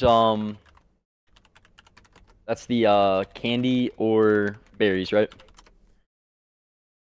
Please don't say I'm wrong. Don't say I'm wrong. Yes. No, you're right. Yeah. It's the candy or the berries. Correct. You're good. Yes. Perfect. And then pasta's response. And then, yeah, the response is calories. Then is response, right? Okay. Oh, just calories? Yeah, it's just yeah. calories. Oh, yeah. Because they're given unlimited. Because that's what you're measuring. You're measuring whether, so the explanatory is whether they get berries or candy, right? And then the thing you're measuring is the amount of calories they eat, which in this case, right, if they eat berries, they eat less calories, probably because of the fiber. So the experimental units in this, I'm kind of confused because, or wait, no, experimental units would be. I think it's the people. I think experimental units refers to who you're testing, which in this case I think it's just the people. Oh yeah, okay, so then it'd just be like. It's like the trees, right? The trees in the other one. Yeah, okay. Oils and inflammation. The extracts of avocados. Oh no, it's all good. You don't have to do that one. It's only to 53. Oh, okay, cool, nice. So we're done. Okay. So what would? Yeah. Okay, but what would the treatments be? So I'm kind of confused on like. For which one? 53. The treatments would be either you ate pasta or either you ate berries or you ate candy. Those are the treatments. It's also the explanatory variable. Could you define treatment for me? Yeah, treatment is I'm like. confused. Yeah. Okay. Let's see. Like, what is? A treatment in statistics. Yeah, the specific thing applied to a group. Okay? Okay. So,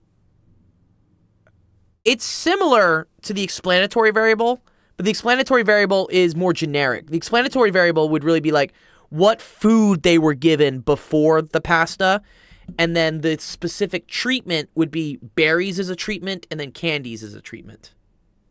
Okay. Yeah, I would say like explanatory variable contains treatments. Does that make sense? Yeah, that makes sense. Okay. All right, man. I really appreciate you always helping me out. And, Yeah, for sure, dude. I'll be back. Trust me, I will be back. I got some physics I'm going to You'll- need some help with, all right? He'll be I really back. appreciate it, though. You're welcome, Really dude. appreciate it. You have a good Yeah, one. come by anytime, dude. I'm happy to help for you, man, dude. All right, you take it easy. Peace, bro. All right. Let me see. Dun, dun, dun, dun, dun. Nice, good job. Too Smog. Always got some fun questions there. Statistics. I think he needs help with physics. Let me read some of the chat. Sorry. For development stuff like that and non-local runs, I use cloud. But for a lot of stuff in the future, imagine we have like local models. Because if the internet fails, oh, I see what you're talking about. Yeah. Because I was gonna say, you know, why don't you just have Google predict whether there's trees on the road or not? But you're right. That is contingent on there being cell service or internet, right? You need Google to at least run their servers to help you. I'm curious though. Wait. How does this quantum mechanics thing detect if there are trees on the road and let other cars know if there's not any signal? How's that working? Like, where are you getting your data from? Freedom. I'm just curious. Car scanning.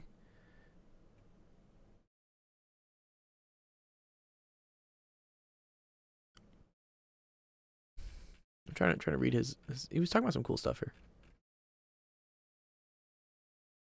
I'm glad you're safe after Helene. Helene was kind of a mess. Dr. Gold, are airlines stock good for gaining money within 2 months? I don't think like technically I'm allowed to give you guys any financial advice. That's why the guy says like I like the stock. Oh, it wasn't Smog. Sorry, it was Swaz. So I had the wrong one. Whatever, Smog. You get an extra Mon coin.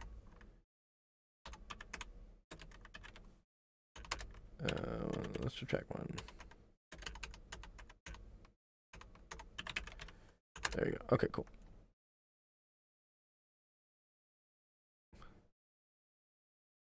Okay, let's see. I know we have a bunch of questions. Can you do mine? Yeah, Bosnian, I'll help you. Well, I think I did yours, Bosnian. Yeah, I did yours yesterday. Let me see. Where is the... Let me see the schedule. We got a lot of people today. You fell asleep? Oh, Bosnian. Yeah, shouldn't you be asleep right now, dude? It's quite late for you. Okay. Let's help Bosnian because he is in Bosnia. I feel for the Bosnian. And then Taco Cat, you're next. And then Lost in Saga. And then Equity at any point whenever you want. I'll help you with yours. Let me but yeah, airline stocks, yeah, probably good. Except like when I did them during what was it? 9/11. That was bad. I was in elementary or middle school and we had like a stock market competition. And we had to pick stocks and I ended up picking a bunch of airline stocks right before 9/11 happened and everything just crashed. I need 1 point. That's why I'm here. Okay. All right, Bosnian. I'm glad you need 1 point. Okay, Bosnian, which one do you want to do? You want to do C? Yeah, well, C's actually kind of easy. Here, let's do A. Do you know how to do A?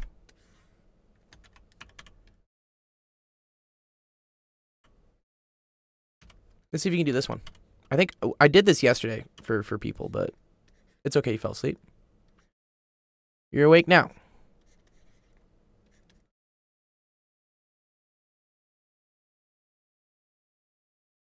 Okay, how do you do it?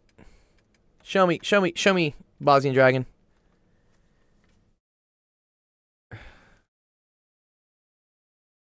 What time is it in Bosnia right now, actually?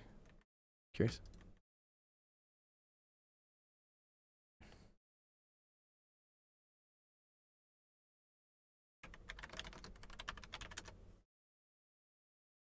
It is 1:50 in the morning. Wow, it was late.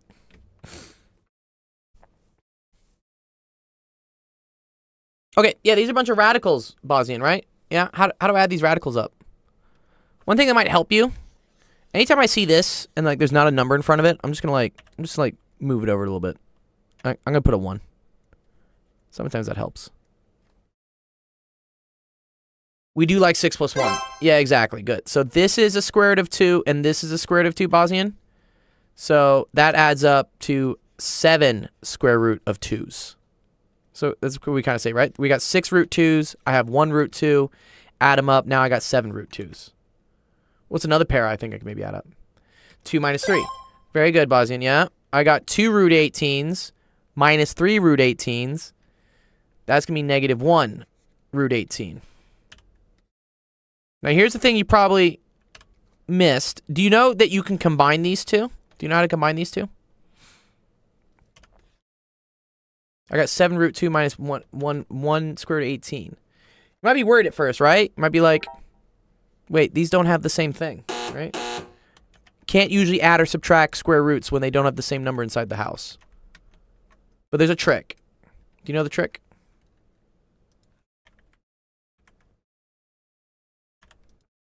Keyboard want to work today? No? Okay. That's okay if you don't know the trick.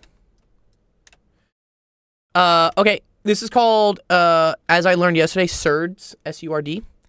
So we're going to split this, okay, into factors. What do you know are 2 numbers, Bosnian, that multiply up to 18? What are 2 numbers that multiply to 18?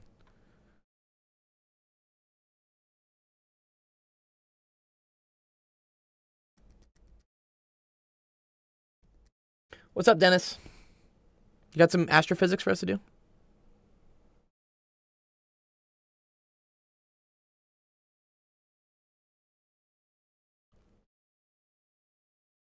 Nine and 2. I like that. Okay, cool. So I'm gonna say 2 and 9. All right. And then I can't really split 2 anymore because it would just be like 1 and 2, but that doesn't really count. So I want to see if there are any other numbers I can split. I can split this 9, right? What can I split the 9 into? I took my retake for my second exam in physics, and I was wondering if we could go over them. That's okay. Yeah, that's fine. 3, good. 3 and 3, right? They both go into 3s. Okay. So here's the trick, Bosnian. Anytime, and watch, see how we can't split this anymore because it's 3 and 1? That's not really splitting it down anymore. You want to be able to split it in numbers that aren't just 1. You're free of astrophysics? Okay, cool. Anytime you have a pair that you find, you can then pull that pair out and put it in the front. And anything that's left has to go back inside the house. All right? So this whole thing here becomes negative 2. Or, sorry, negative 1, sorry. Not negative 2. I don't know why I said negative 2. Sorry. Negative 1 times 3. And then back inside the house, anything that's left over, that's going to be the 2.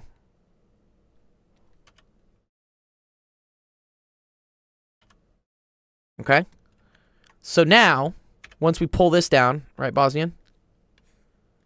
I have 7 root 2 minus 3 root 2. Yeah, that's the trick. This is called, yeah, this is important to know this. Okay, so what is this going to be?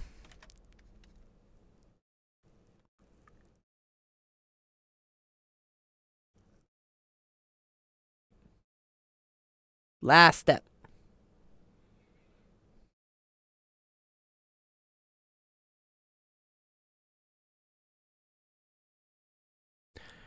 Good. 4 square root of 2. Nice. Good job, Bosnian.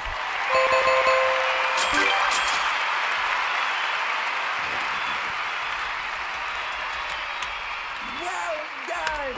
Well done! Nice. 10 bond coins. Sweet, man. Yeah, just buy the tier 1 in the store. DM me what gift card you want, and I'll send it over to you in a couple hours. Yeah, you're very welcome. Glad I can help you. Okay, cool. Let's see. Equity? Do you want to go over your question, Equity? You're technically next in the queue. Sure. All right, let's do it.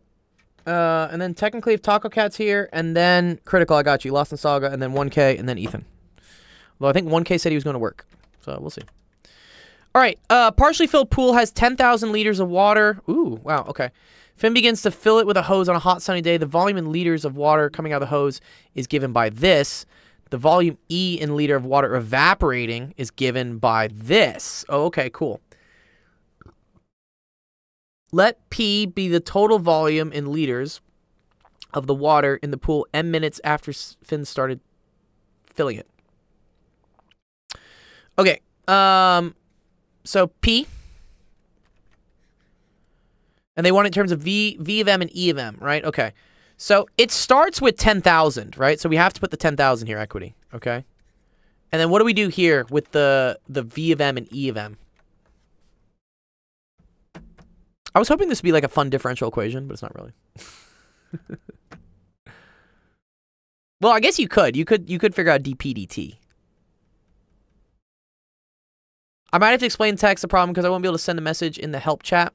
Yeah, that's okay, Dennis.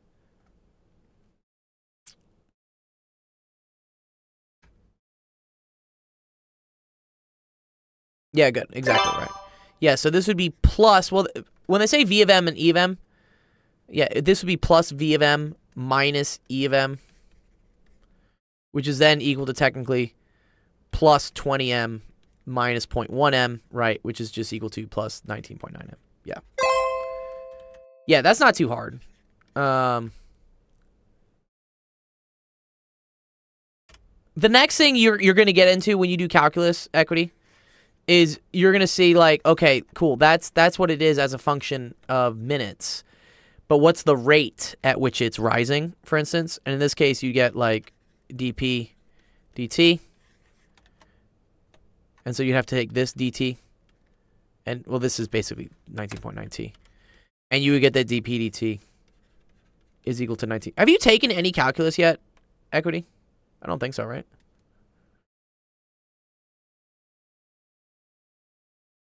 And this is a rate. No? Okay. Well, this is little intro. This is what this is. So, calculus with derivatives, this is called a derivative, Equity, has to deal with the rate of water entering the pool in this case. Derivatives is all about rates. And the opposite to that is this, which is technically like an integral. And that's equal to the total water in the pool. So they're two different things. So you see how you can measure like, oh, the amount of water in the pool, right? That's equal to 10,000 plus 19.9 T, okay? So at any point T, I can tell you how much water is in the pool. But if I want the rate at which water is entering the pool, that's what the derivative is. And this is a very simple example because it's very linear, right? Because everything just is, when I say linear, there's no like T squared or, I don't know, T to the negative fourth or square root of T. So it's very easy to solve. But it can get more complicated. So here, I'm going to show you the one where it gets more complicated. On our Discord somewhere. Where is it? Oh, wow. Already up to 4K. Nice. Okay, I'll take 4K. This is it. Here's how to solve for related rates. So here we have an inverted cone with a radius of 5 inches at the top. This is cool. This is the calculus of rates and stuff. So this is, for instance, you have water in a cone, and the level is like changing at a certain amount, and you want to know how much water is flowing out of it. In this case, we're trying to figure out. And it ends up using a lot of geometry as well. You end up using similar triangles, and then here, these are the rates I was talking about, right? Like dvdt, dpdt, or something. Once we have our two rate variables, this is where this gets cool. So we're gonna get to this. This was kind of an easy question, but in the future, Leia, let me teach you a little bit of calculus. Because what's the next class? What's the next math class you're taking next year? I don't want you to get bored. I know you're just taking like English and like whatever. Like stuff sucks.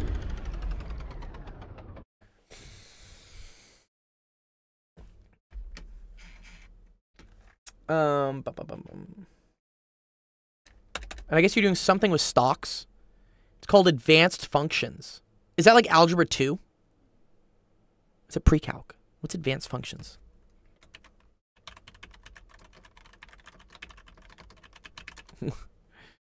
Here. What is the advanced functions class in Canada? Let's see.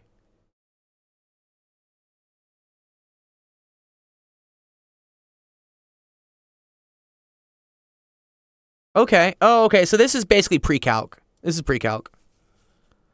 Because they're doing, yeah, polynomials, logs, and trig. But there are no available spots. I mean, it's not too bad. Yeah, if you want to know about, yeah, polynomial functions, trig functions. We've done logs, right? I've helped you with logs. What's up, Al? Or Stephanie?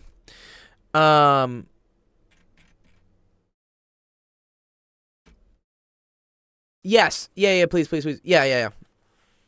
You can type it out. If you want to type it out, Dennis, in office hours, or you want to type it in the chat. Most of that is review. Yeah. Honestly, I would just skip this class, dude. Like, you should just go straight into calculus. And anything you need help with, I can just reteach it to you. You know, for stuff getting into calculus. Oh, 1K's back. Okay, cool. All right. Anyways. All right. Good question. Equity. Let's move through some of the other students. Well done! Well. Oh, Don's here. It's a Don raid. What's up, Don? What's up, Don?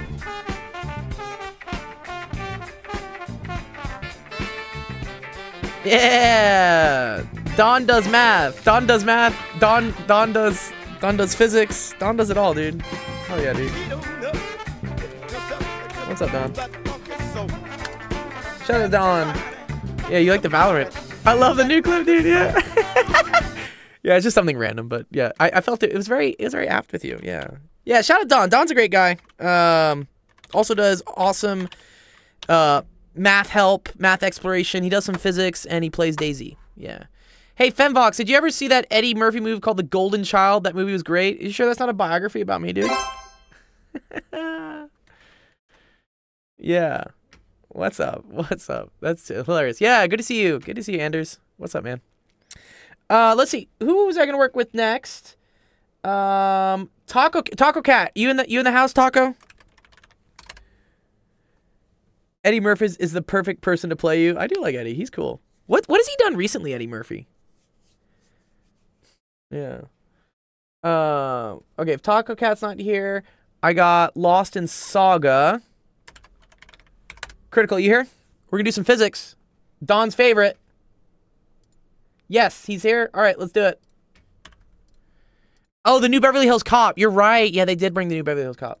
Yes, and then 1K, you're next. And then I'll help out Ethan or Dennis. And then we'll do some more for Stephanie. Oh, Taco Cat. Okay, Taco Cat. I'll do yours right after this. Okay. Okay. A ring has a uniform charge density of lambda. I want to know how to get the bounds. Okay, well, that's just this, right? Isn't it this? So we got like circle, right? And then I don't know. What's this, right? And whatever. There's a bunch of like this stuff, I think. Is this how it works? I think it's how it works. And you end up like going all the way around. I need to watch the new ones. I haven't even seen them, honestly. Okay, electric potential. I believe that's the integral of KQ over R. Or do I gotta cross something? I forget if I gotta cross something. Okay. I think it's K integral of Q over R. Or it's like DQ over R. Yeah, I think that's what it is. K integral B to A dq over R. Yeah, exactly. And then dq is equal to lambda dl, I believe, right? And then the bounds... Oh, wait. I think I know how this works. Yeah, okay. Watch. It's lambda dl, which is then equal to lambda rd theta.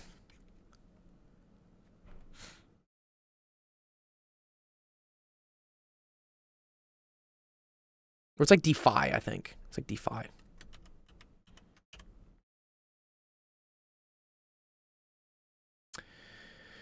Why is lambda rd theta? Oh, because dl is rd theta. Okay, so, yeah, on a circle...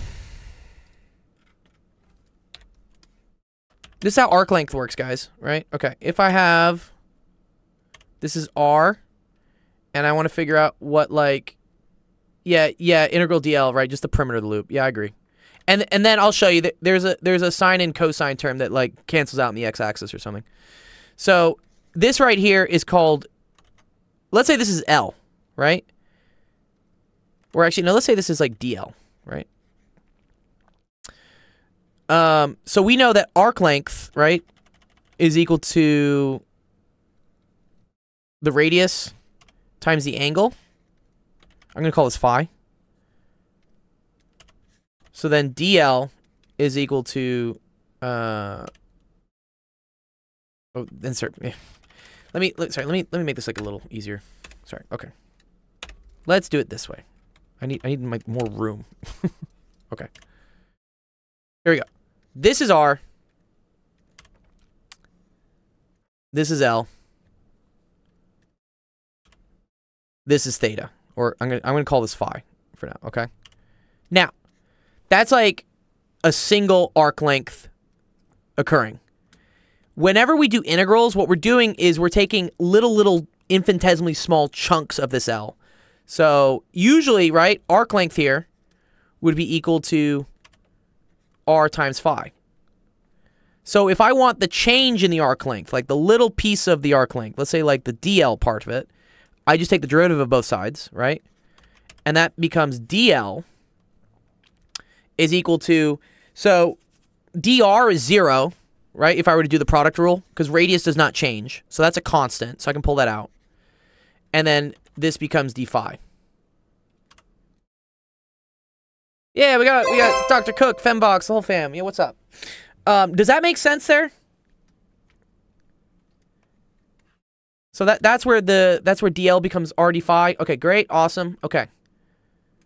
And then lambda, right? This is like Q per length. And then this is like the length. So that's why that becomes DQ. But yeah, as whoever said, yeah, Dr. Cook said, yeah, everything just comes out at the end of the day. Because when we're measuring like d phi, for example, that's like this angle. This is like d phi. Can you explain the lambda? Yeah, sure. Okay, so lambda is equal to Q per unit length. Okay?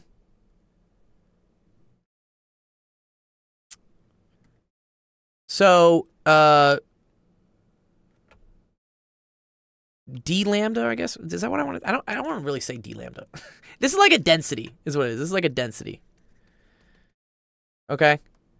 So, dq is equal to lambda dl. You could also move this over. Like, watch this. You can move the L over, right? So that you get Q is equal to lambda L. And then dq is just lambda dl. Because lambda is a constant. Like, the charge density doesn't change. Yeah. Okay. So, and then R, this is interesting. R actually changes, right? Find the electric potential passing. So usually there's something I need here, right? Usually this is given in as a function of like X is what we say, okay? We usually say the distance from the center of the ring, all right? So in this case, R, well, this is like big R. This is big R. and then this radius right here is little r, is equal to the square root of r squared plus x squared. It is 3D. Well, it's a ring. Rings are 3D, right? X is equal to z. Sure. Yeah, you want to call it z? We can call it z. I don't care. Yeah, it's called z. Okay, whatever. This is z. Okay. And then what we're integrating around, right, is going to be just from 0 to 2 pi. Because I'm taking like every little... I'm going all the way around this circle. Okay, so I have k integral from 0 to 2 pi. And then dq is lambda little r d phi over the square root of r squared plus z squared. And then here's where the other thing comes into play. So electric potential is a wait. Is it a vector? Or am I thinking does the electric field cancel out? Yeah, exactly. Yeah, because you start at 0 and you go all the way to 360 degrees. Yeah, no, actually, I don't think... Yeah, no, I think it's just done. Yeah, it's a scalar. Yeah, thanks, Fembox. Yeah, so I think this is it. If this was the electric field, this is where this gets a little bit weirder. Because then electric field is a vector, and what ends up happening is that all the components in the horizontal direction cancel out, and you only get the vertical component. Which means you end up, like, having to call this, like, theta, and then it's, like, cosine of theta. Yeah, one sec. I know where this is. Hyperphysics, ring of charge, field. Yeah, this is the cool one. Yeah. I love this website. I don't know if anyone else has, like, used it before.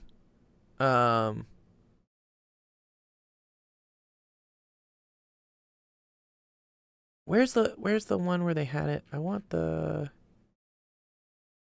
Yeah, nah.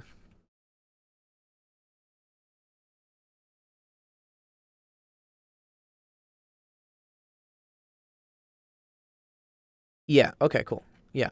Here, check this website. This website is great. I love hyperphysics. It's old school, but it's awesome. I think what I want is this. Ring of charge, electric field. It is this. Yeah, it's this.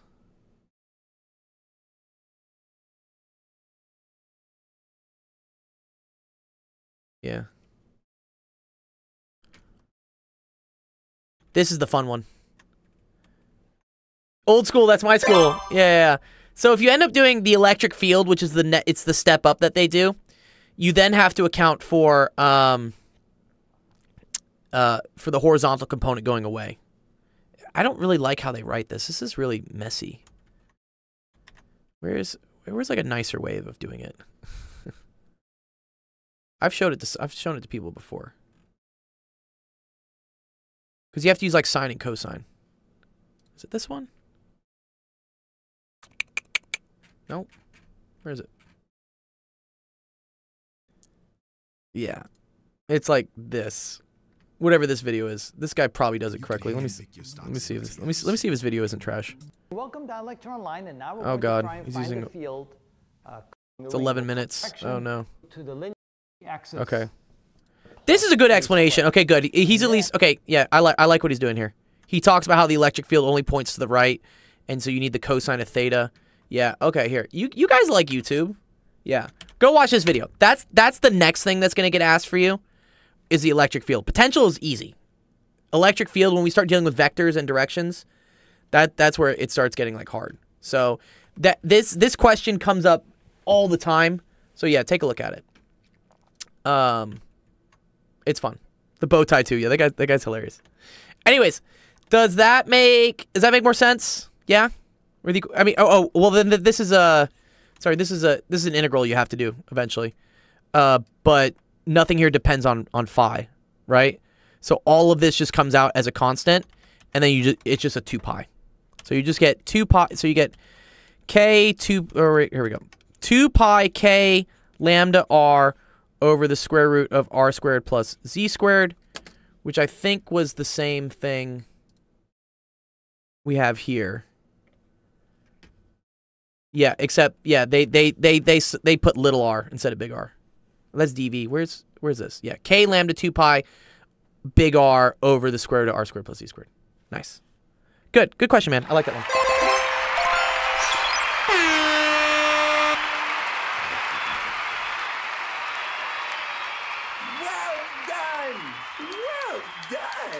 All right, nice. Cool. All right, next up, Taco. Taco, I said to help you out. What's up, Taco? What do we got going up here? Scientific notation. Ooh, I like scientific notation. Let's see. Taco Cat here. Taco Cat. Taco Cat. Americans eat an average of 1.2. Jesus, this is so many, like... So many hamburgers. I want a hamburger now. I'm really hungry.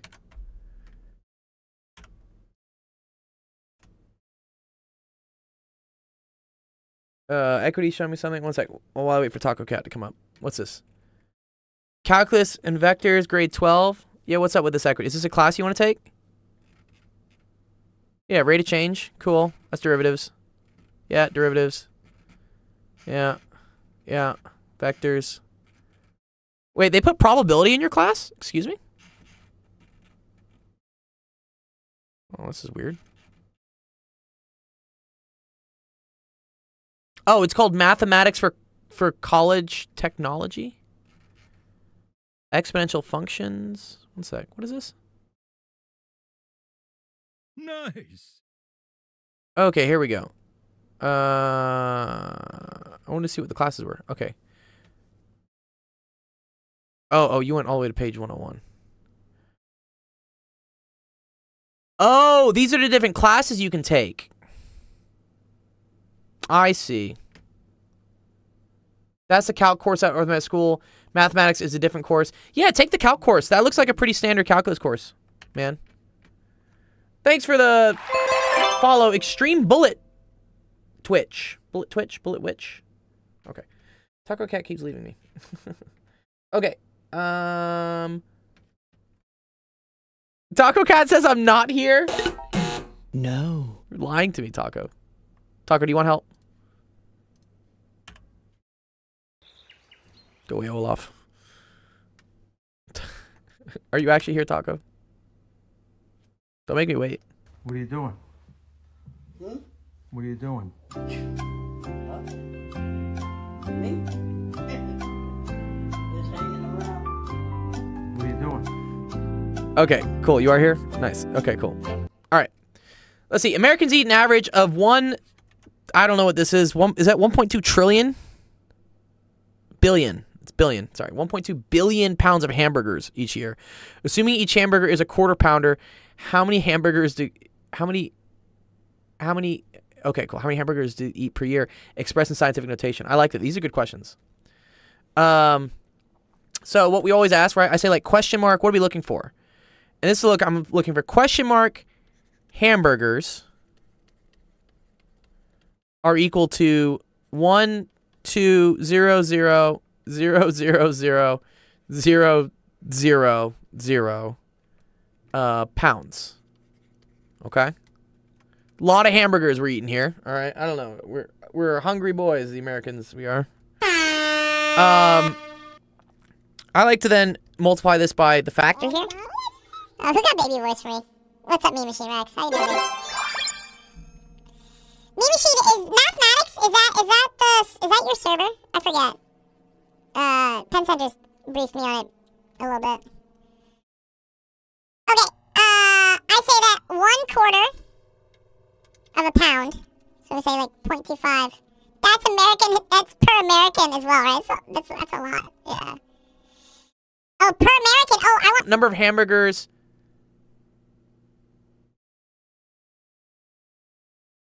No. We want total American. Do per American this be way too much, Don? Okay. All right, there's 0.125 pounds in a hamburger. I know, you're good, you're good. I like the joke, John. I appreciate, Don, I appreciate the joke. Okay. Not too much for me. I do like burgers. Actually, I'm more of a hot dog guy. I feel like burgers don't really have much taste, but you're right, you can accessorize them better. I'm going to BK more. All right, in order to put this into scientific notation, okay, this is a big, big, big number. We're going to have to, like, move the decimal. I want to put this in scientific notation first because it'll just make my life easier. Not pulling my weight, yeah. So here's the decimal. And what I'm going to check is how many places I need to move the decimal in order to get it to be scientific. Scientific notation requires that I only have one number in the front of the decimal, and then you can have as much as you want here on the right, okay? Right now, we have a lot of numbers to the left of the decimal. You're only allowed to have one number to the left of the decimal. So what I'm going to do is I'm going to move this one, right? Which is going to be moving 1, 2, 3, 4, 5, 6, 7, 8, 9. Okay, so we moved it 9 to the left. I do like a corn dog too. Yeah, hell yeah. They've started selling pickle corn dogs at the Disney next to me. I need to do this. What is it? Pickle corn Disneyland. Yeah, bro. These are next level, dog. I need to get one of these. Okay. Let's just like, oh my god, that is such a high resolution image. Yeah, so they now do pickle corn dogs at Disney. What will they think of next? Candy corn is disgusting. What? Okay. Here's my rule, Taco Cat. I call it LURD. I know we learned about surds yesterday, which is apparently a word for irrational roots. I call this like LURD, which is that left, up, right, down. And what that refers to is if you need to move the decimal place to the left, you need to move the exponent up. You use LARS. Okay, what's that? Oh, left, add, right, subtract. I like that. That's another cool one. Yeah, that works too. So this right now is times 10 to the 0. So this was whatever this, like times 10 to the 0. So we went 9 to the left, which means we're going to need to add it up by 9. So now this becomes 1.2 times 10 to the 9th times 1 divided by 0.25. Yeah, Lars sounds better. It's an actual name. LURD just sounds like weird. But honestly, the weird stuff sometimes sticks better. Like, I don't know. Quick little thing, Taco Cat. Do you know what 1 divided by a quarter is? Like maybe if we wrote it like this. You see how maybe that's like a simpler thing? It's 4. Perfect. Yes. So I'm going to rewrite this whole thing as just times 4. Okay. So I have 1.2 times 10 to the 9th times 4. That's going to give me 4.8 times 10 to the 9th. And so, yeah, that's it. 4.8 times 10 to the 9th hamburgers. If we want to know that, like, per person, so I believe there's, like, what's the population of the U.S. right now? Is it, like, 400 million? Oh, 346. Okay. 346 million. Okay. So we could say this is the same as 346 times 10 to the 6. Which is actually cool. I actually like this. Watch what we can do here. If we move this decimal as well, watch. Let's move this over. 1, 2. Okay.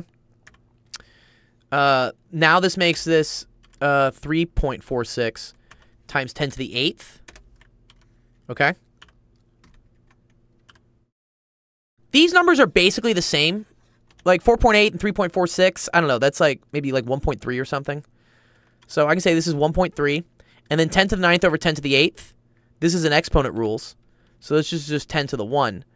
So on average, the average American eats 13 hamburgers per year. That seems kind of low, honestly, right?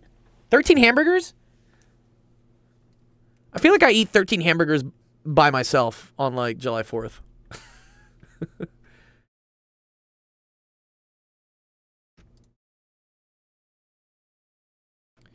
Anyways, okay, cool. Does that help you out there, Taco? Yeah? That make more sense? Yes? Cool. Awesome. Great. Good job.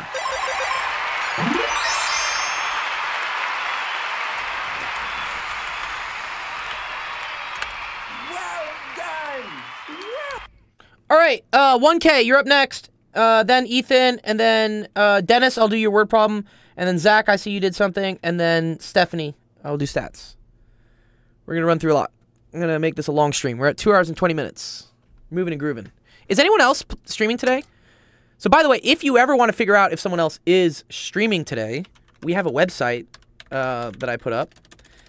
Just go to calendar.actual.education. I'll put the link here in the Discord. HTTPS. So if you go to this website right here, which I built, it has Penn Center's put us all together in a nice little calendar. So you can see everyone who's streaming. Oh, nice. So Zach is about to stream. Awesome. So we'll raid Zach after this. Yeah.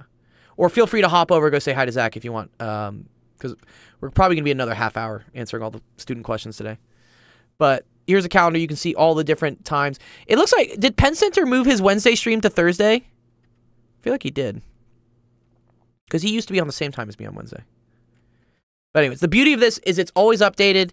And if you ever want to, see, you can click on here, and then here's everyone's Twitch address too. So there's, there's Dawn, there's Penn Center. So we make it really easy for you to be able to find help when you need it. Because I'm not streaming all the time, but with enough of us, we cover like the whole spectrum. Okay, let's see. Is 1K here? Okay, in the house. Yo, he says. Okay, cool. Nice. All right, let's do yours. All right, here we go. All right, the length of a rectangle is 5 inches more than twice the width. Yeah, thanks, Fembox. Yeah, and we're always looking to add more people. So if you know other, math or science streamers, please send them our way, or at least refer them to Penn Center. And he can, we're a very welcoming community. We're just trying to, help people. So, yeah, feel free to send them our way. We'd love to get them on the calendar, if they do cool streams. A website, yeah, that's my website. That's my personal website for my nonprofit, but I just built a page to run the HTML code to show the Google Calendar. It's not the official whatever web. It's my nonprofit webpage, but a lot of students ask me oh, I need help, Dr. Gold. I'm like, okay, but I stream Monday, Tuesday, Wednesday. I don't do Thursday, Friday, Saturday, Sunday yet. I might start doing Sunday. So that's a way for you to figure out who else from our wonderful math streamers are online. And that's a list of them all there. So make sure. Go give them a follow. All right. 1K, let's try to do this. Says the length of a... This is called taking word problems and turning them into what's called algebraic expressions. Okay. So what I always like to do is identify what our variables are. So I, for instance, have the length. We're going to call that L. And then I also have the width. I'm going to call that W. And then I have the area, which I'm going to call A. So we have three variables, right? W, L, and A. And we want to write out algebra, math equations that relate to what's happening here in the word problem.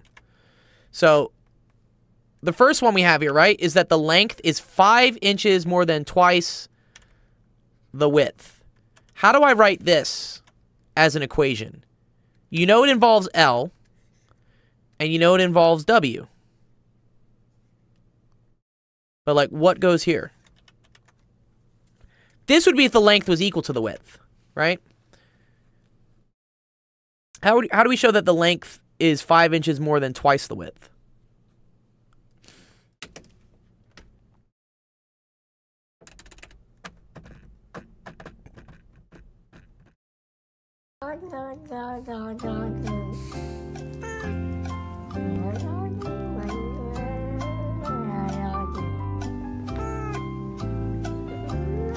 Okay, close. He says L equals 5 times 2.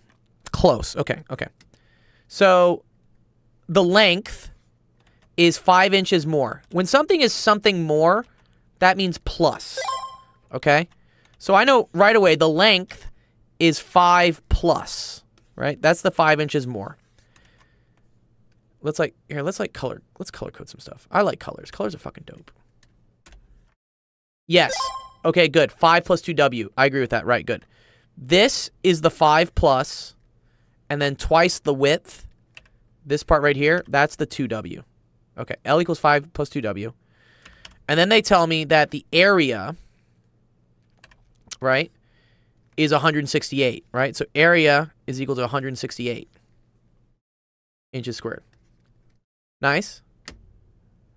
Cool. I like the purple heart. Do you like, is it Mimi She Rex, you like the purple heart? Okay. They want to solve for L and W. Do you know how we go? How do we proceed next? We're trying to get, right? We're trying to ask ourselves, what is L and W? How do we solve for this?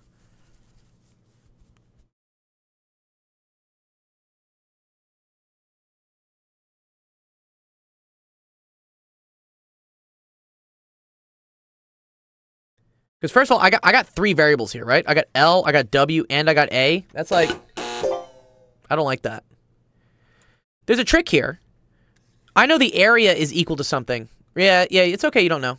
So what is the area equal to? We know it's equal to 168, but what's another thing that area is equal to?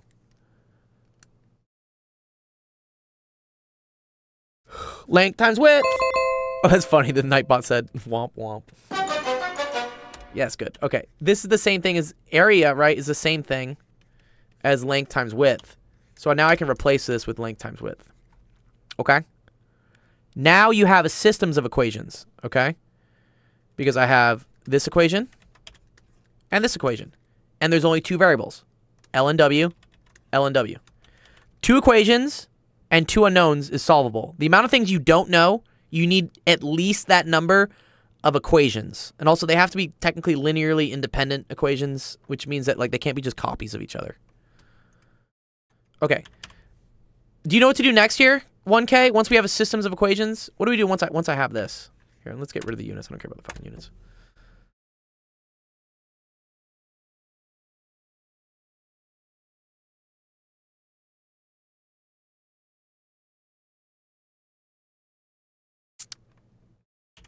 I gotta solve for one of these things, right? They kind of set it up for you pretty nicely here, 1K.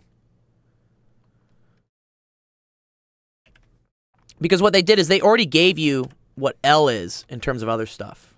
Okay? So you can take this thing for L, and you can end up plugging it in to this L. So when you do that, this becomes 5 plus 2W. That's what this whole thing became. Times W is equal to 168. And now you have to just do some expanding. There's probably a quadratic here somewhere, right? Okay. So we multiply the W through on both.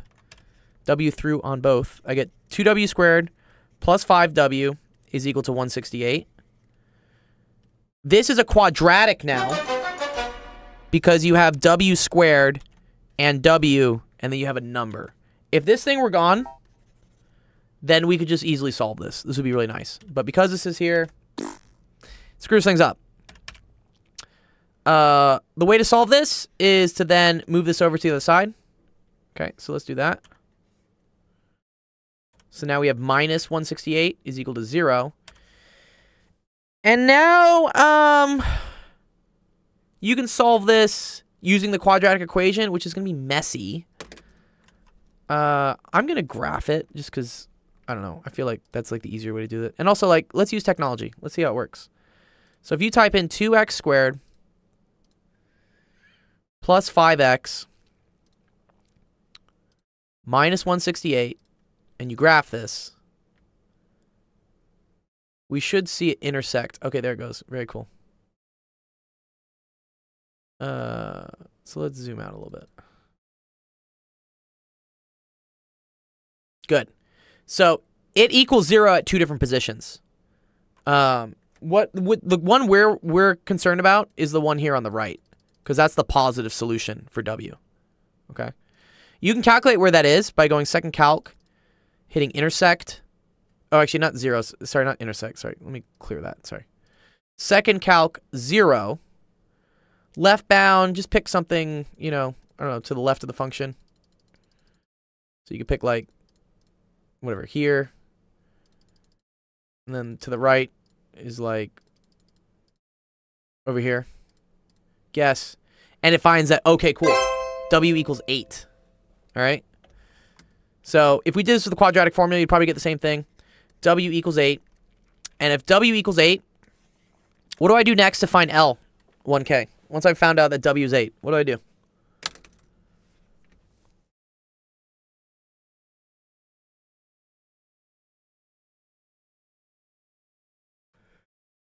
You got one of the variables. Plug it into the equation. Yes. Now you plug this back in to here. 5 plus 2 times 8 to get L. And that gets you 5 plus 16 equals 21. L equals 21. W equals 8. And you're done.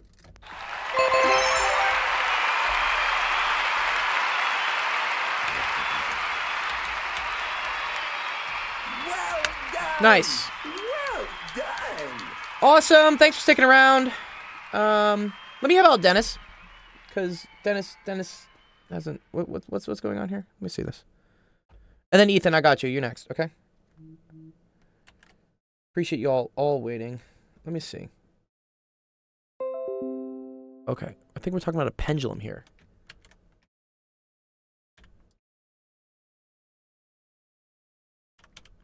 Okay.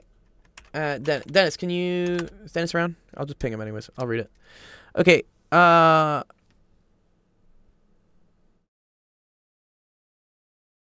was wondering if I can stream the work as well. Okay. How do you want to stream the work, Dennis? Do you want to be on the VC? Do you want to control the whiteboard?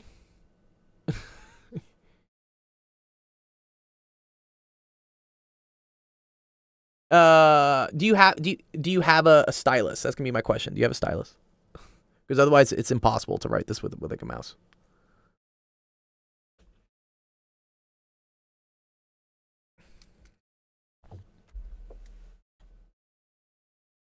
Oh, okay, cool. Here, let me get you the... Here, I'll get you the link. Here, I'm gonna DM it to you, Dennis, so I don't make it like public. How do I DM you? Nice. Oh, I gotta add you as a friend. I'm gonna message you. There. That's that. And then, let me say username.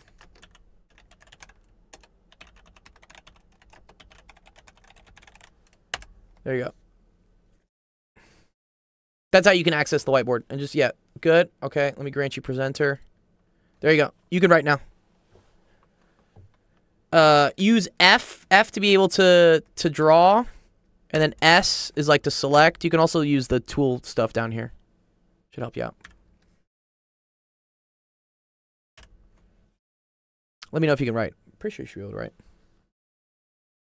Okay, it says you have two pendulums on two different planets. Planet 1 has gravity of G1. Planet 2 has gravity of G2. Where G2... The flaw in this math is that gravity isn't proven and densities are proven, so there's no point this plate gravity pulling. No, you should be on the right page. It should show you on page... I think if I move the pages, it should move it for you too. So there's no point. This planet gravity pull in a real world setting, yeah. Yeah, page 36, I think, is the page we're on. What's up, Bad Nintendo? What is a pendulum? That's a cool question. So a pendulum, Aced, is anytime you have like something like this on like a string, and it like goes back and forth. That's a pendulum. Yeah. Or wait, is he writing somewhere else? I don't know. Here, let me do something actually here. Let me delete all this. Or hear me.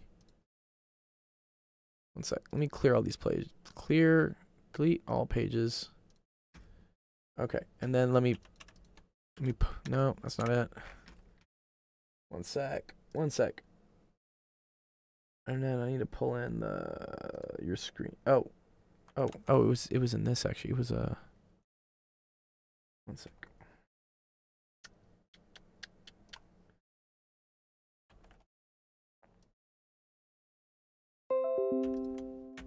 Okay. There we go. Okay, now can you see that, Dennis? Yes, there we go. We got a check mark. Yes, check mark. Okay, cool. Awesome. Great. Cool. All right, you right. Show me what you want to do. This is cool. I always like when students can like actually use the whiteboard. It is a spinning object based on metals that were not measured when creating, as the metals likely have a different property, heavier on one side. Yeah, I mean, if they're molten, they're usually pretty sane. Point A, given G1 and G2. Good. All right. I will tell you, Dennis, you're pretty damn good for writing with your mouse. I'd be awful at this, dude.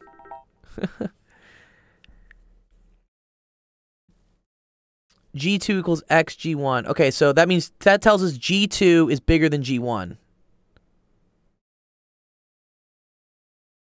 Simple pendulum. Yeah, nice. Okay. And they want the ratio of the pendulums.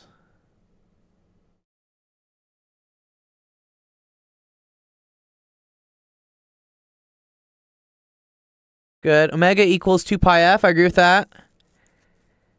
Equals 2 pi over t. Good. So omega equals square root of g over L. I agree with that too. Yeah, so for t is equal to, yep.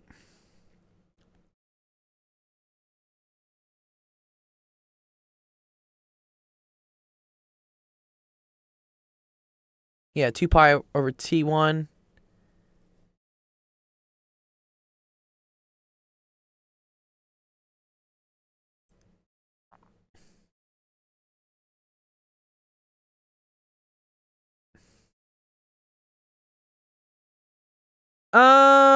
Wait, one sec. Omega equals square root of g over L. Let me just make sure this is right, sorry. Yes. Yeah, the other way to write this, I mean, people typically like to write it this way.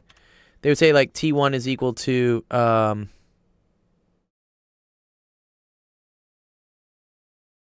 2 pi square root of L over G. Yeah, that's usually how we like to write it. But it's okay. Yeah, the way you're doing it is still fine. Nice. That's good. Okay, cool. Yeah, and then that's gonna be something else. Yeah, good. G1. G2. Good. Uh-huh.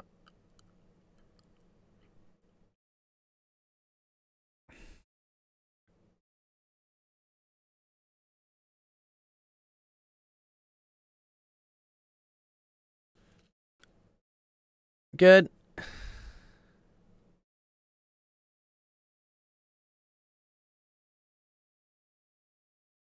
Yeah, so everything cancels. Yeah, nice. Cancel. And then you just get, I want to say square root of x. Basically, right?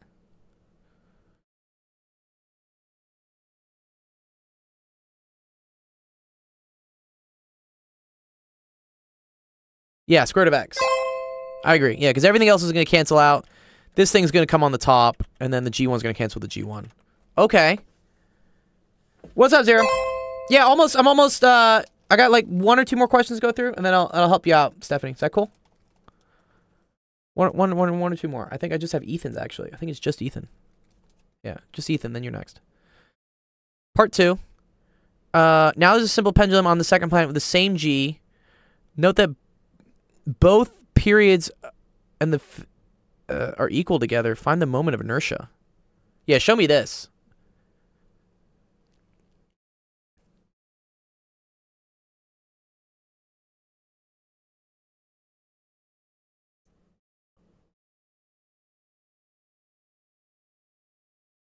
Oh, yeah. Okay, MGD over I. Yes, okay.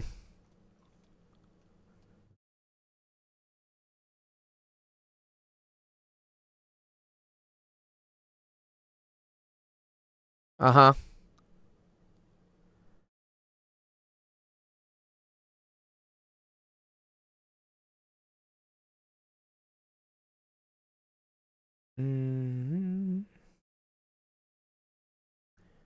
Yeah, you want them to be equal to each other, right?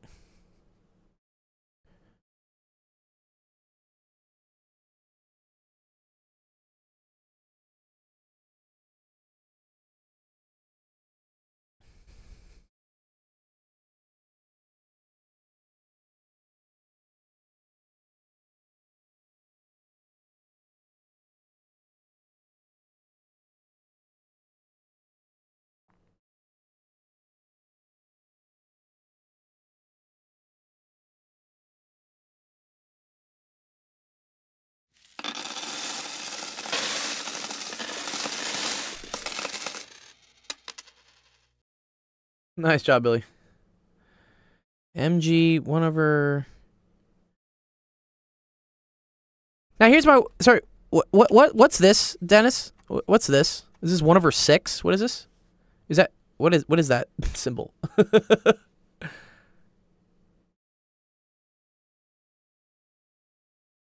Oh, you forgot to add the distance is 1/6 L. Okay, cool. All right, good. Because I was looking, I was like, where's the 6 coming from? Okay, got you.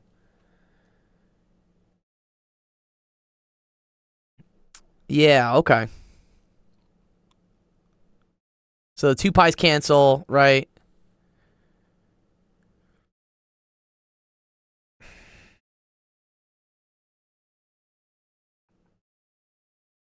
Mm-hmm. 2 pi's cancel, yep. The L's are not going to cancel though, right? And then G2 is G1X or something, right?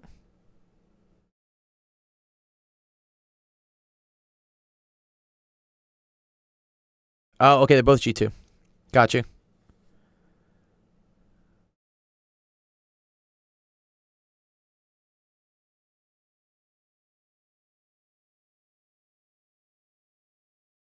Uh-huh. Nice, and then you're just solving for I. Yeah, mg 1/6 L squared. Yeah, over G2. Well, and they just want I think, right? The moment of inertia? Yeah, divide by G. Oh, the G2s cancel! Yeah, nice.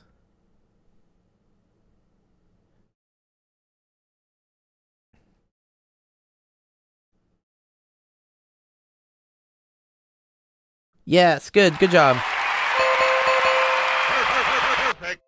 I think that's correct, dude. You did what? You did it right. Yeah, that's cool, dude. Yeah, everything works out. Yeah.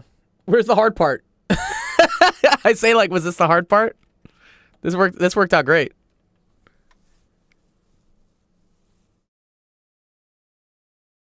A lot of algebra trick. Oh, I was wondering if I got it right in the exam. Yeah, no. I think you got it right. Yeah, nice. Always happy to, I'm happy that we went through this too, because, like, yeah, I had to remember about, I forgot that pendulums had, what was it? Yeah, it was mgd over I. I forgot about this. I know it was like square root of g over L, but you're right. It's the moment of inertia for a pendulum. Yeah, that's cool. Nice. Good job, Dennis. That's very cool. Nice. You get a Boncoin for that.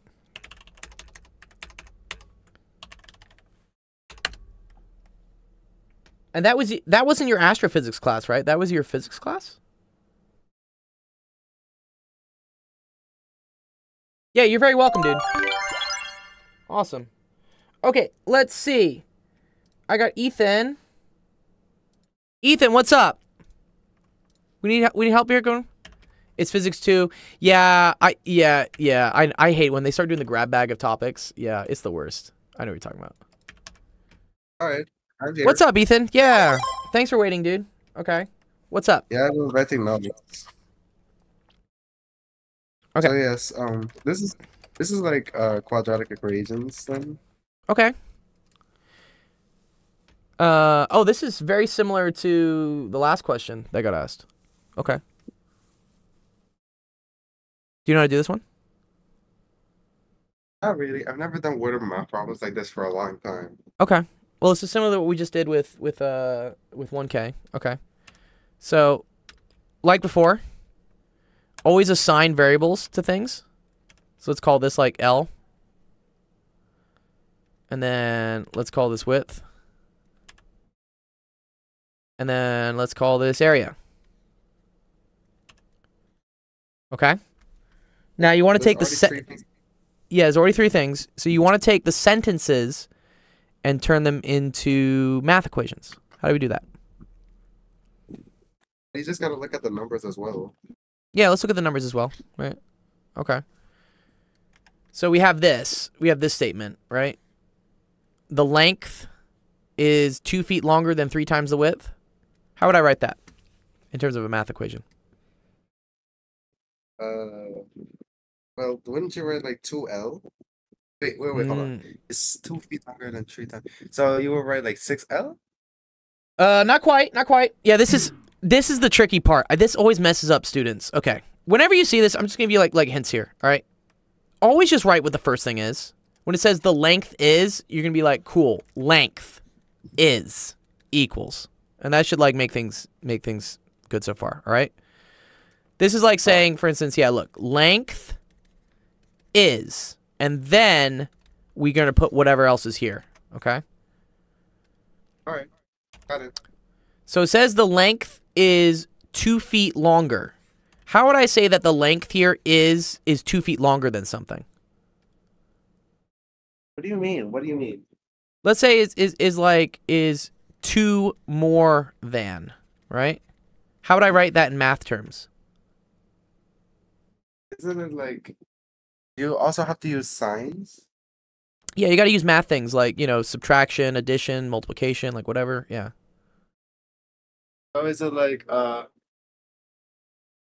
me see. It says 2 feet longer than 3 times its width.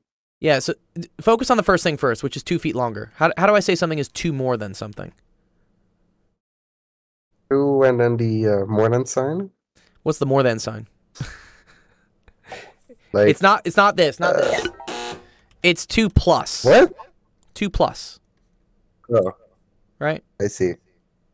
Like, think for instance, let's say this was like 5, right? 5 is equal to 2 plus 3. Do you see how 5 is 2 more than 3? Oh, I see. Okay. It's 2 more than, all right? And then it says 2 more than 3 times the width. Okay, so that's this. 3 times the width. All right. So it's 2 more than something. And then that something is 3 times the width. How do I write that in math? 3W or something? Yes. So this is plus 3W. Okay? Oh, okay. Does that make sense?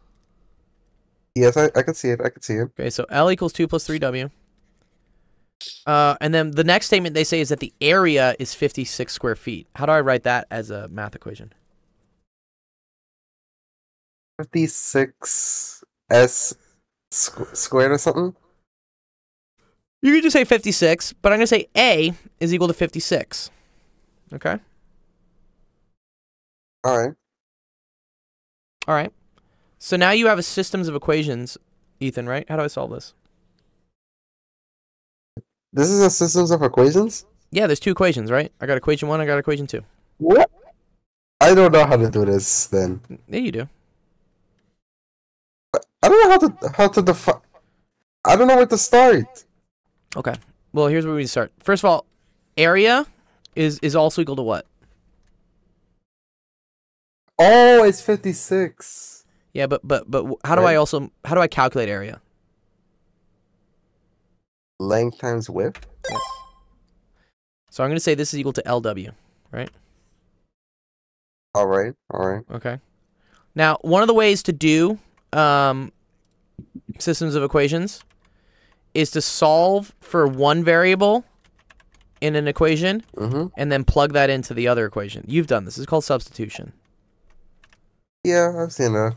Okay, so I'm going to take this and I'm going to plug it in for did RREF, Dr. L, dude. Yeah, if it was crazy, I'd do RREF. Yeah. So this is just 2 plus 3W times W is equal to 56. Okay? What did you get? Why did you add a W in there? So there's a W here. Yes. And then this L became 2 plus 3W. All right. Do we see that? All right, I see it. Yeah? Okay, cool. All right. So now you can solve this, right, by distributing 2W. Oh, nice, Steph. Okay, I'll look at it, Steph. Yeah, we'll do it. Okay. Is equal to 56. Plus 3W squared. Yes. Rearrange this. 3W squared plus 2W minus 56 is equal to 0. And now you got the quadratic equation. Yeah, we could. Which -2 plus or minus the square root of 4 minus 4 times 3 times negative 56. All over. Hey. Yeah, this sucks. Doesn't matter. It's better that way. It's better that way. I can pull a 2 out, so I'm gonna say negative 2 plus or minus 2. How did you get the 2 already? It's a math trick. How did you do it? I pulled a 4 out of each thing, so that this became 1 and 1. And then the square root of 4 is the same thing as 2. Okay, then. That's a trick there. That's a math trick. Yeah, that's some elite knowledge there. Oh god. Okay, so then this is 150. This is 168. So this becomes 169.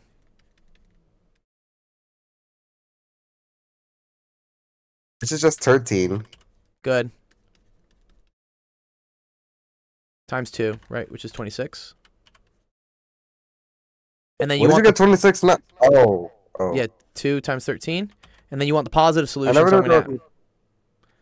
Yeah, you gotta do wolf. 4. What about the minus? Wait. What about the minus doesn't make the minus then? doesn't make sense because I can't have a negative width. Right? What? Okay. You can't have a negative width when you're solving for W. Like negative widths don't make sense. So then if W equals 4, 2 plus 12 is equal to 14. So there you go. So length is 14. Width is 4. Nice. Yeah? Yep, got it. Nice, good job.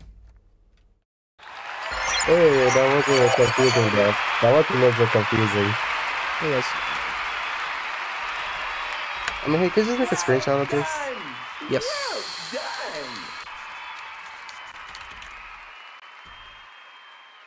You always type in random keywords for the screenshot. I love just trying to get it out. It's okay.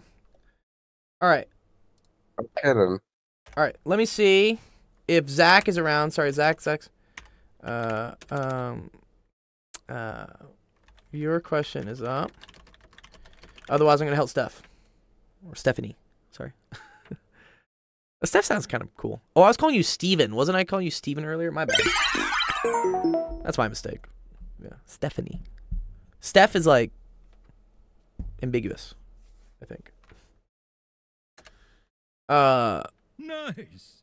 What's up, Data Basics? Perfect. What's up, Data Basics? All right. I will see if Zach needs help with this because he's a new student. Otherwise, I will help Stephanie. Let me pull Stephanie's in too. Ooh, okay. I like this. We're going somewhere. There's a lot of stuff going on here. Oh, man. Okay, let's try to get this stuff.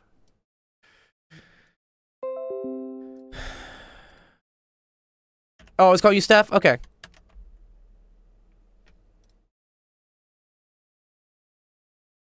Oh, it's okay. Yeah. If I was calling you Steven, then that's wrong. Steph is like, it's kind of close, you know?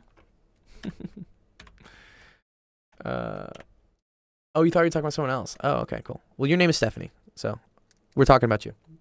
All right, I don't think Zach's. I think Zach might have left, so I'm gonna do your question. Okay, suppose a particular good has a relatively high. What do you want your name to be, Stephanie? You tell me what you want me to call you. What's up, Database? Perfect. Your name is Bella. Oh my God, I am so messed up. Who is Stephanie? Oh my God. All right, I'm so sorry. Oh my God. Bella. Okay, I'm gonna change your name right now so that's correct. Who is Stephanie? I think there was another person earlier on the stream called Stephanie. Or I'm just losing my goddamn mind. Also possible. Can I change your nickname? How do I change your nickname?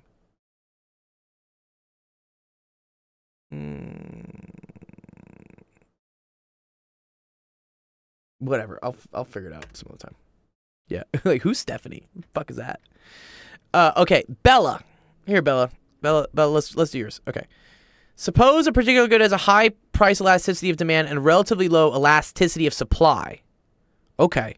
So that means demand can change pretty easily. Oh, one sec. I gotta reload this because I've spent too much time.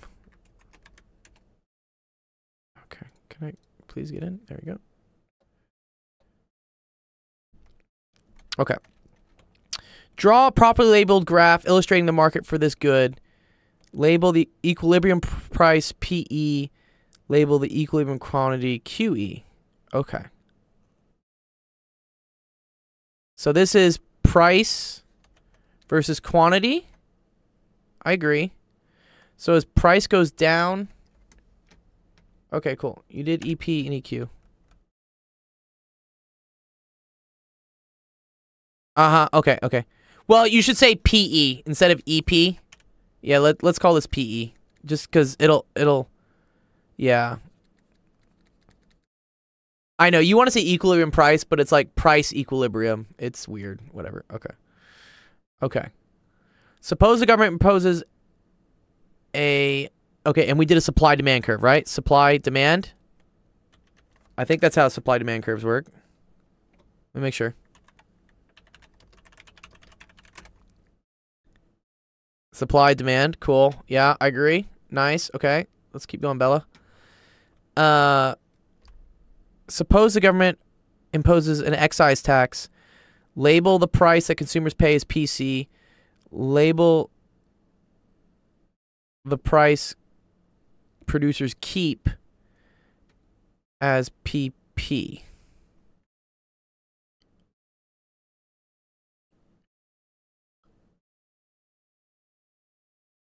Okay.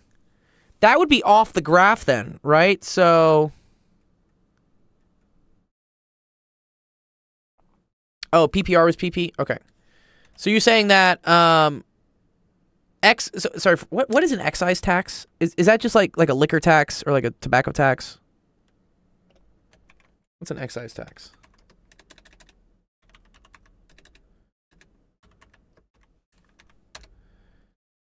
Okay, here we go.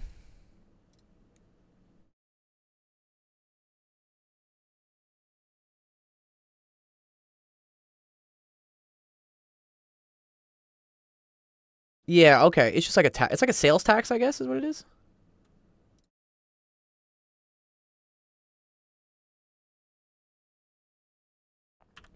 Okay. Okay, so I agree. Yeah.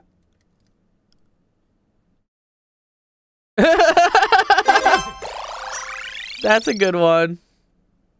Thanks, Toast Wizard, for the follow. Appreciate it. Okay, cool. Yeah, so this is higher, right? And then this is lower. Good. Okay. Well, yeah, let's put this a little bit hard. Let's call this like, let's put like PP here, right?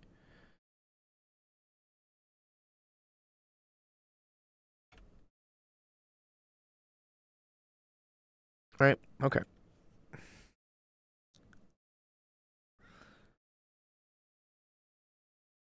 It doesn't matter. It just has to be lower than equilibrium price, right? Okay, cool. And then yes. Okay,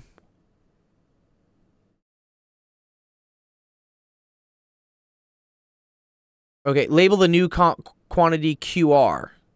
Okay, so that's going to be here. Right? This is going to be the new QR.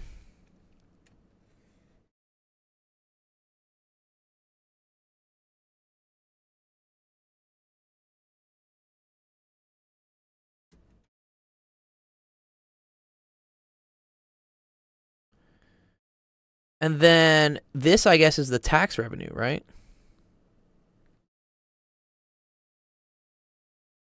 But the tax revenue is split. Yeah. Because this was the equilibrium, I guess, right? Yeah.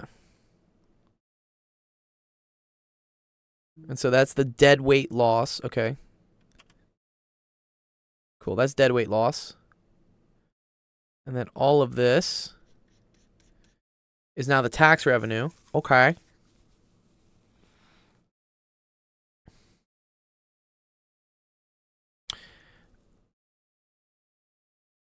Okay, and it has a relatively high elasticity of demand.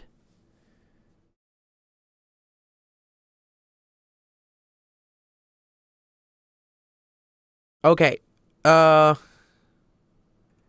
This has to do with the slopes, right? Which good. Yeah. If it has a low elasticity,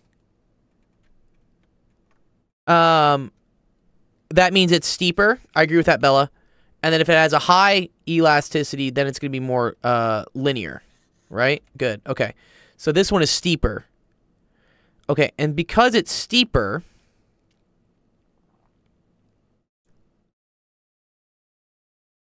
yeah, okay.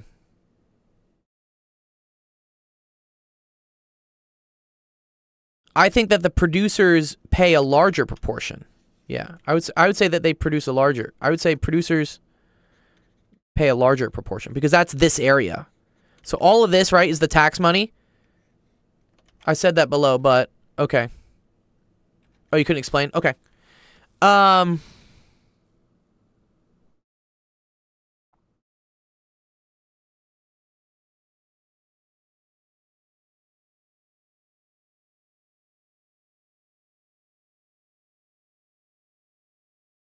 Okay.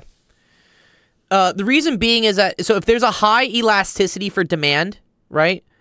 That means that if the... Right. That means demand is able to move a lot with the price, right? So if the price goes up, those that are demanding it are more likely to pay that amount because it's elastic. Whereas,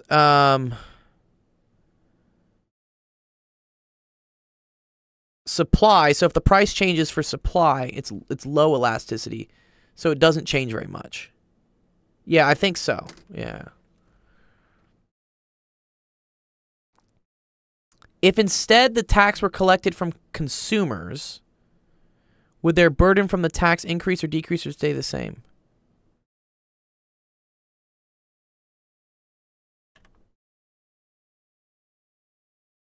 Interesting. Oh, this yeah, this is kind of like, this is tricky.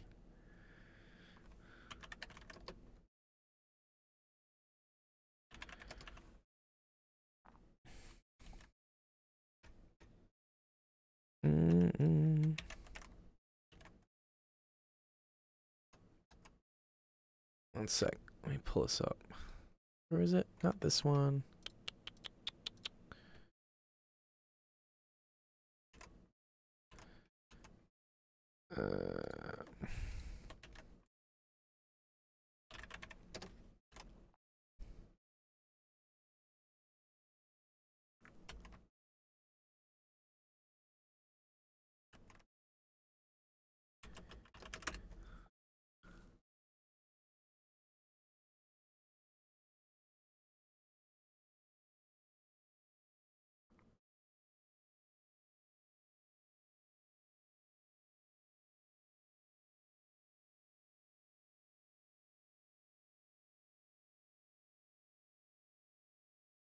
Oh, never mind. Never mind. Okay. Okay, wait. Sorry, I got elasticity wrong here. Okay. So elasticity means the ability for something to shift due to a price change. Okay? So, if demand is elastic, Bella, that means that demand will shift based on a price change, okay? So, if something gets more expensive, then the demand for it will go down, which means that they're not going to be buying as much of it, so they're not going to be contributing as much to the tax revenue, okay? Whereas the producers, right, the supply side is more inelastic, okay? So, what? Oh, I'm using group. So, they can't adjust their supply due to the price. Yeah, okay, yeah. One sec. Let me show it to you, Bill. Okay.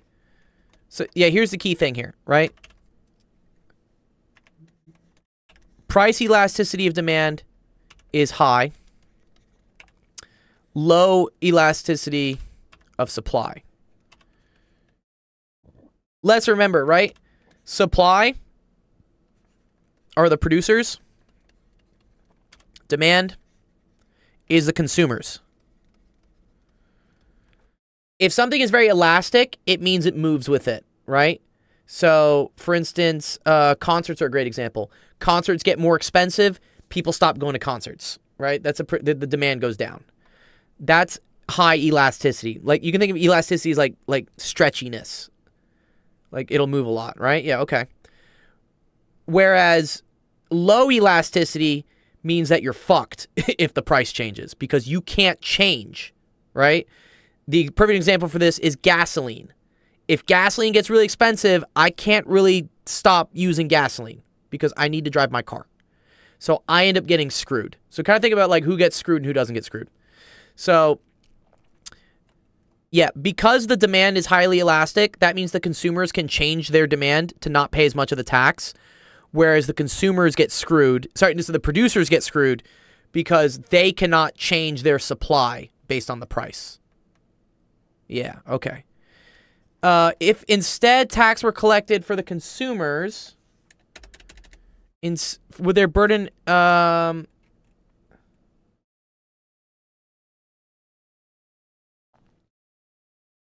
don't think that changes, right? I don't think it matters like who it's collected from.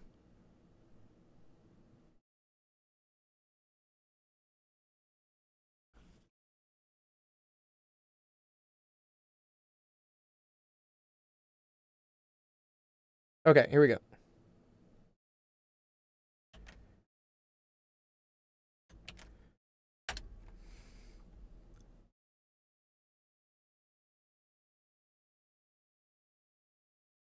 That's like that's the text output of it. I want you to understand why it is. But yeah.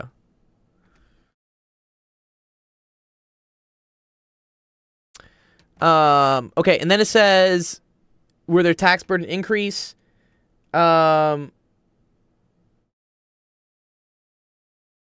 I would say it stays the same.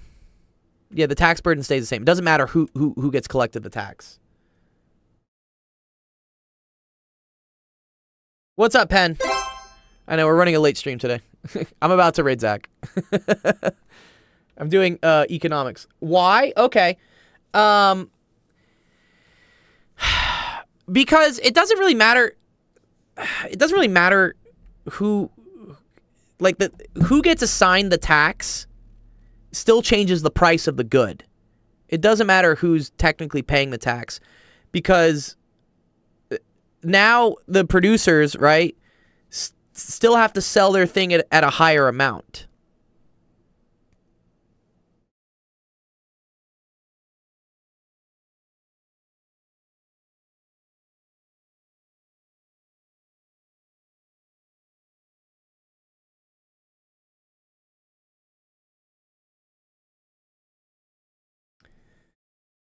Yeah, here's what you can say. You can say that,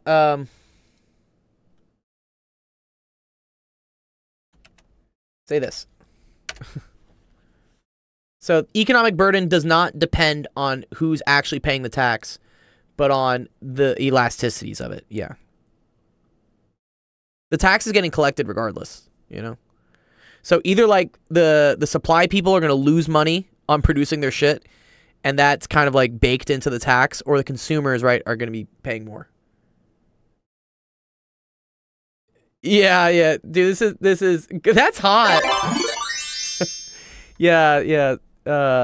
One of our newer students, Bella, is taking a microeconomics class, and so I'm getting my education in for this. Right, you know what the dead weight is? You did that correctly. Okay, and then part F, what one change in your graph would create a situation in which the sellers pay all the tax?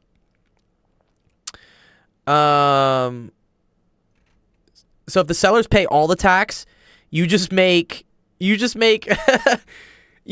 demand perfectly elastic, or you make supply perfectly inelastic.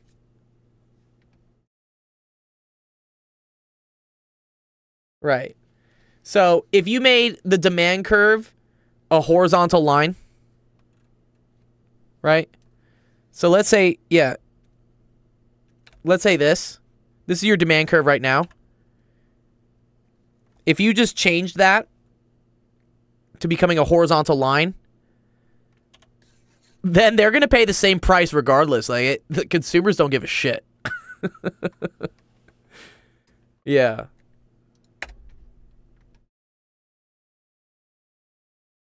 Yeah, cool. That's kind of a cool question. All right.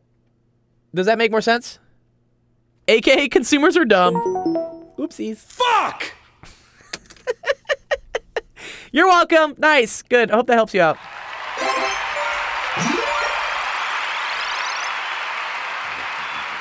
What's up, Swaz? Yo, what's up, man? Yeah, what's going on? You got think you another could, yeah. I just got like, 5 like free response, super easy, but I just like Super if you could easy. explain them for me. Yeah, I mean, got you. I heard you were just about to head out, but I was good. I'll do it. I'll do it. Show 'em yeah, up. here's Show just 'em out. let me He's gonna get him. take a little quick picture of him real quick. Quick pick. Yes, sir. Yes, sir. What was it? Zach was asking? Oh, this is called differential equations. Yeah, go see Zach. Go see Zach for his pen. Yeah. I'll be right there. There you go. Threw him in. Cool. All right. Okay. Just which ones? 35 through 40. Okay. A popular website. Blah blah blah blah blah blah blah blah blah. Okay. Which of the select the best answer? Okay. Simply click the response to join the sample. Do you plan to diet this year? Saying yes. So it's just this one. I just thought was A. Like it just makes sense. Or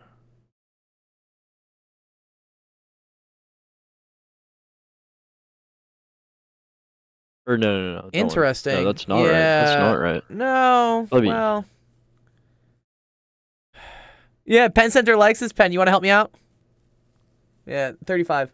Oh, sorry. Let me show the whole thing. Sorry. Yeah. 30,000. So the sample is not small enough. That's okay. Voluntary response, I agree, is kind of bullshit. Because, like, people are, imagine you put a poll up being like, are you racist? Like, how many people are going to, like, answer that and say yes? Me. No, I'm playing. Is it a convenience sample? I don't know if it's a convenience sample, Pen. Convenience sample is where, like, it's where, like, you sample people, like, because it's convenient. What is it again? Sorry. So probably about like C would probably be right? I feel like Here we C. go. Well, let's see. What was it? Convenience is based on who is most accessible. Researchers ask people to volunteer to participate. If they own the site, it's a convenience sample. Okay. Yeah, okay. Yeah, okay. No, good point here. Yeah, I like this. Yeah, so yeah, Pen's right. The correct answer here is B. Because B, convenience. Okay. Because the sample is being conducted by whoever owns the website, and so they're just whoever is on their website is conveniently answering their thing. Versus voluntary would be asking the whole world, "Hey, would you like to sign up for my sample?" They're only asking people on their website. Yeah. Okay, 36. To gather information, of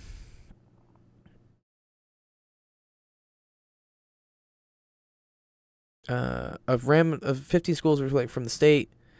New state was administered to every 10th grade student. What is that? Man, dude. I think it's a cluster sample. Is that a cluster? Because it's like one state. Or would it be like a simple random? No, but it's not simple random because I'm not choosing all the students, right? I'm only choosing high schools, and then those high schools have a bunch of students in it. Okay. So would it be a stratified? No, I feel like it's a cluster sample. Do you mind explaining the difference between a systematic and stratified sample? Yeah. Google does. Google's got my back. Man. Yeah, it feels like it's clustered or stratified. Yeah, okay. Dude, what are these pictures, dog?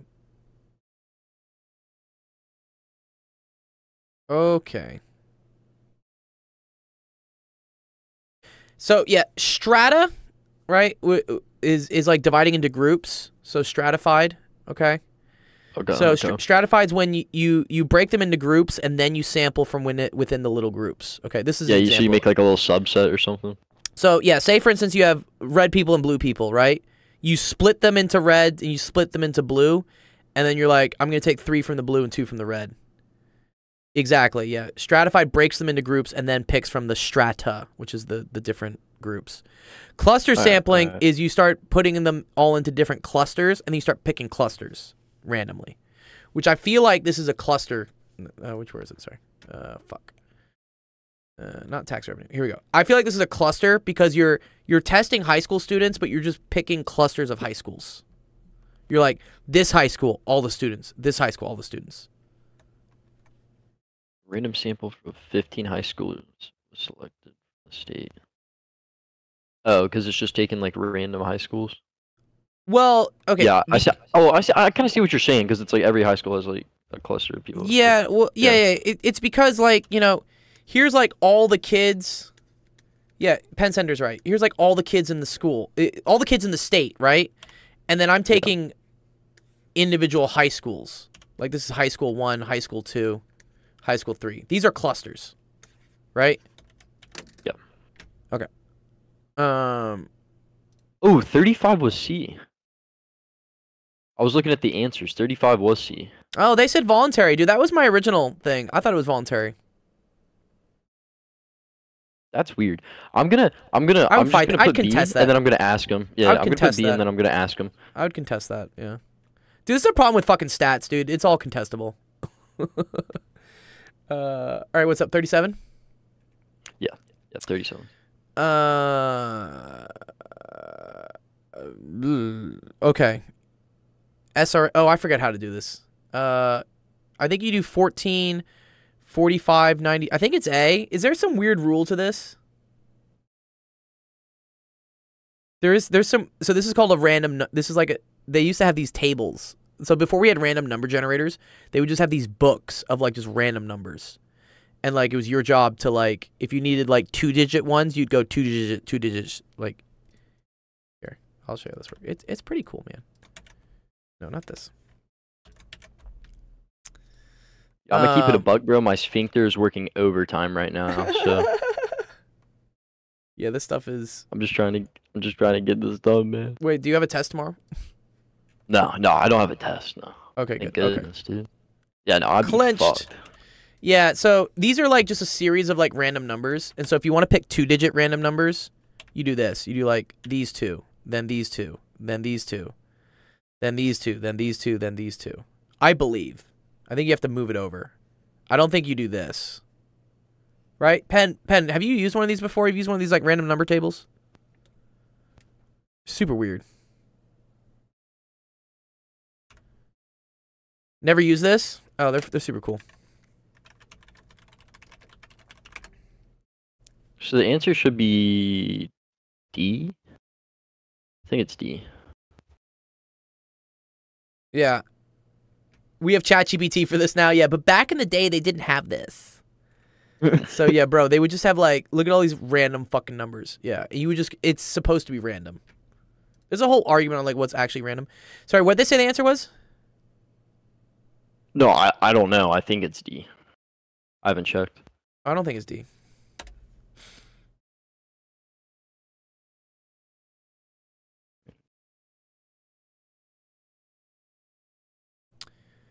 Oh, I see, but it can only be from 0 to 30. Oh. Yeah. Okay. Yeah, okay, because the number 45 doesn't work, and 59 doesn't work, 26 doesn't work, so 05 must be the next one? Or 03? Where's 03? Here? Excuse me. What?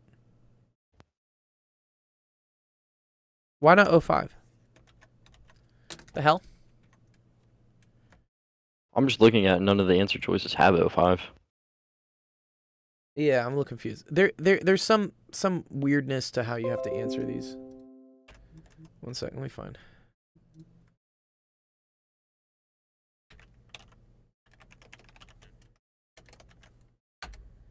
That's super confused.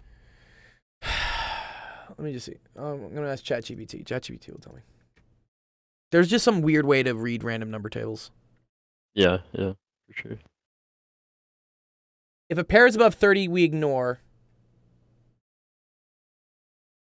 Yeah, okay, where are they getting the 14? Okay, 14, 45, 92, 60. Oh, okay.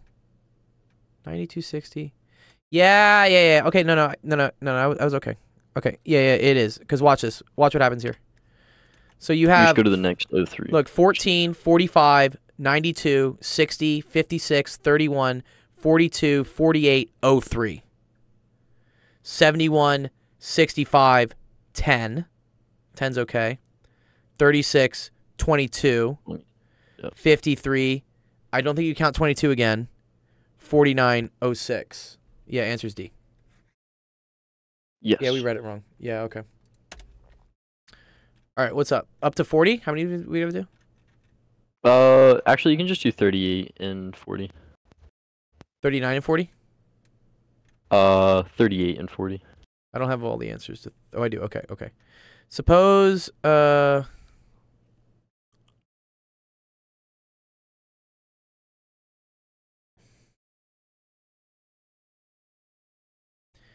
Did the sampling procedure reach in a simple and random center rate of focus?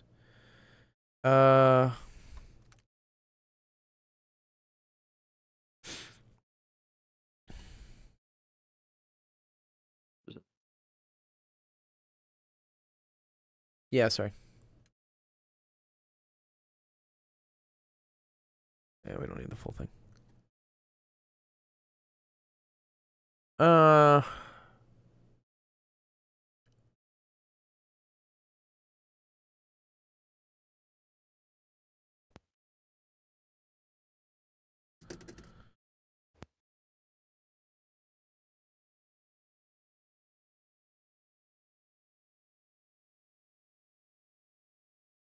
think yes. I think definitely yes. I don't know. I don't know what this is. Ugh. I gotta run to another student. This was. I gotta teach. Yeah. Now it's been. Oh yeah, you're good. 3 hours and 20 minutes. Yeah. All right. Yeah. Try the next one. I don't know. Something there. I think I know 38 Okay. anyways, and the 40's light. I appreciate it though, man. Okay, you're welcome. For sure. You take it easy. Right. Yeah, cool. Thanks, man. All right, let's close out the stream. All right. Well, thank you everyone for coming to Actual Education Office Hours. Had a fun time working with all you guys. It is on my Discord if you want, Pen. It's in my. I think it's in the Help Screenshots channel. Yeah, I think he posted it in Help Screenshots. Yeah, it's in Help Screenshots if you want to take a look at it, Pen. I got to run and go teach another student. Anyways, awesome. Thanks everyone for coming out.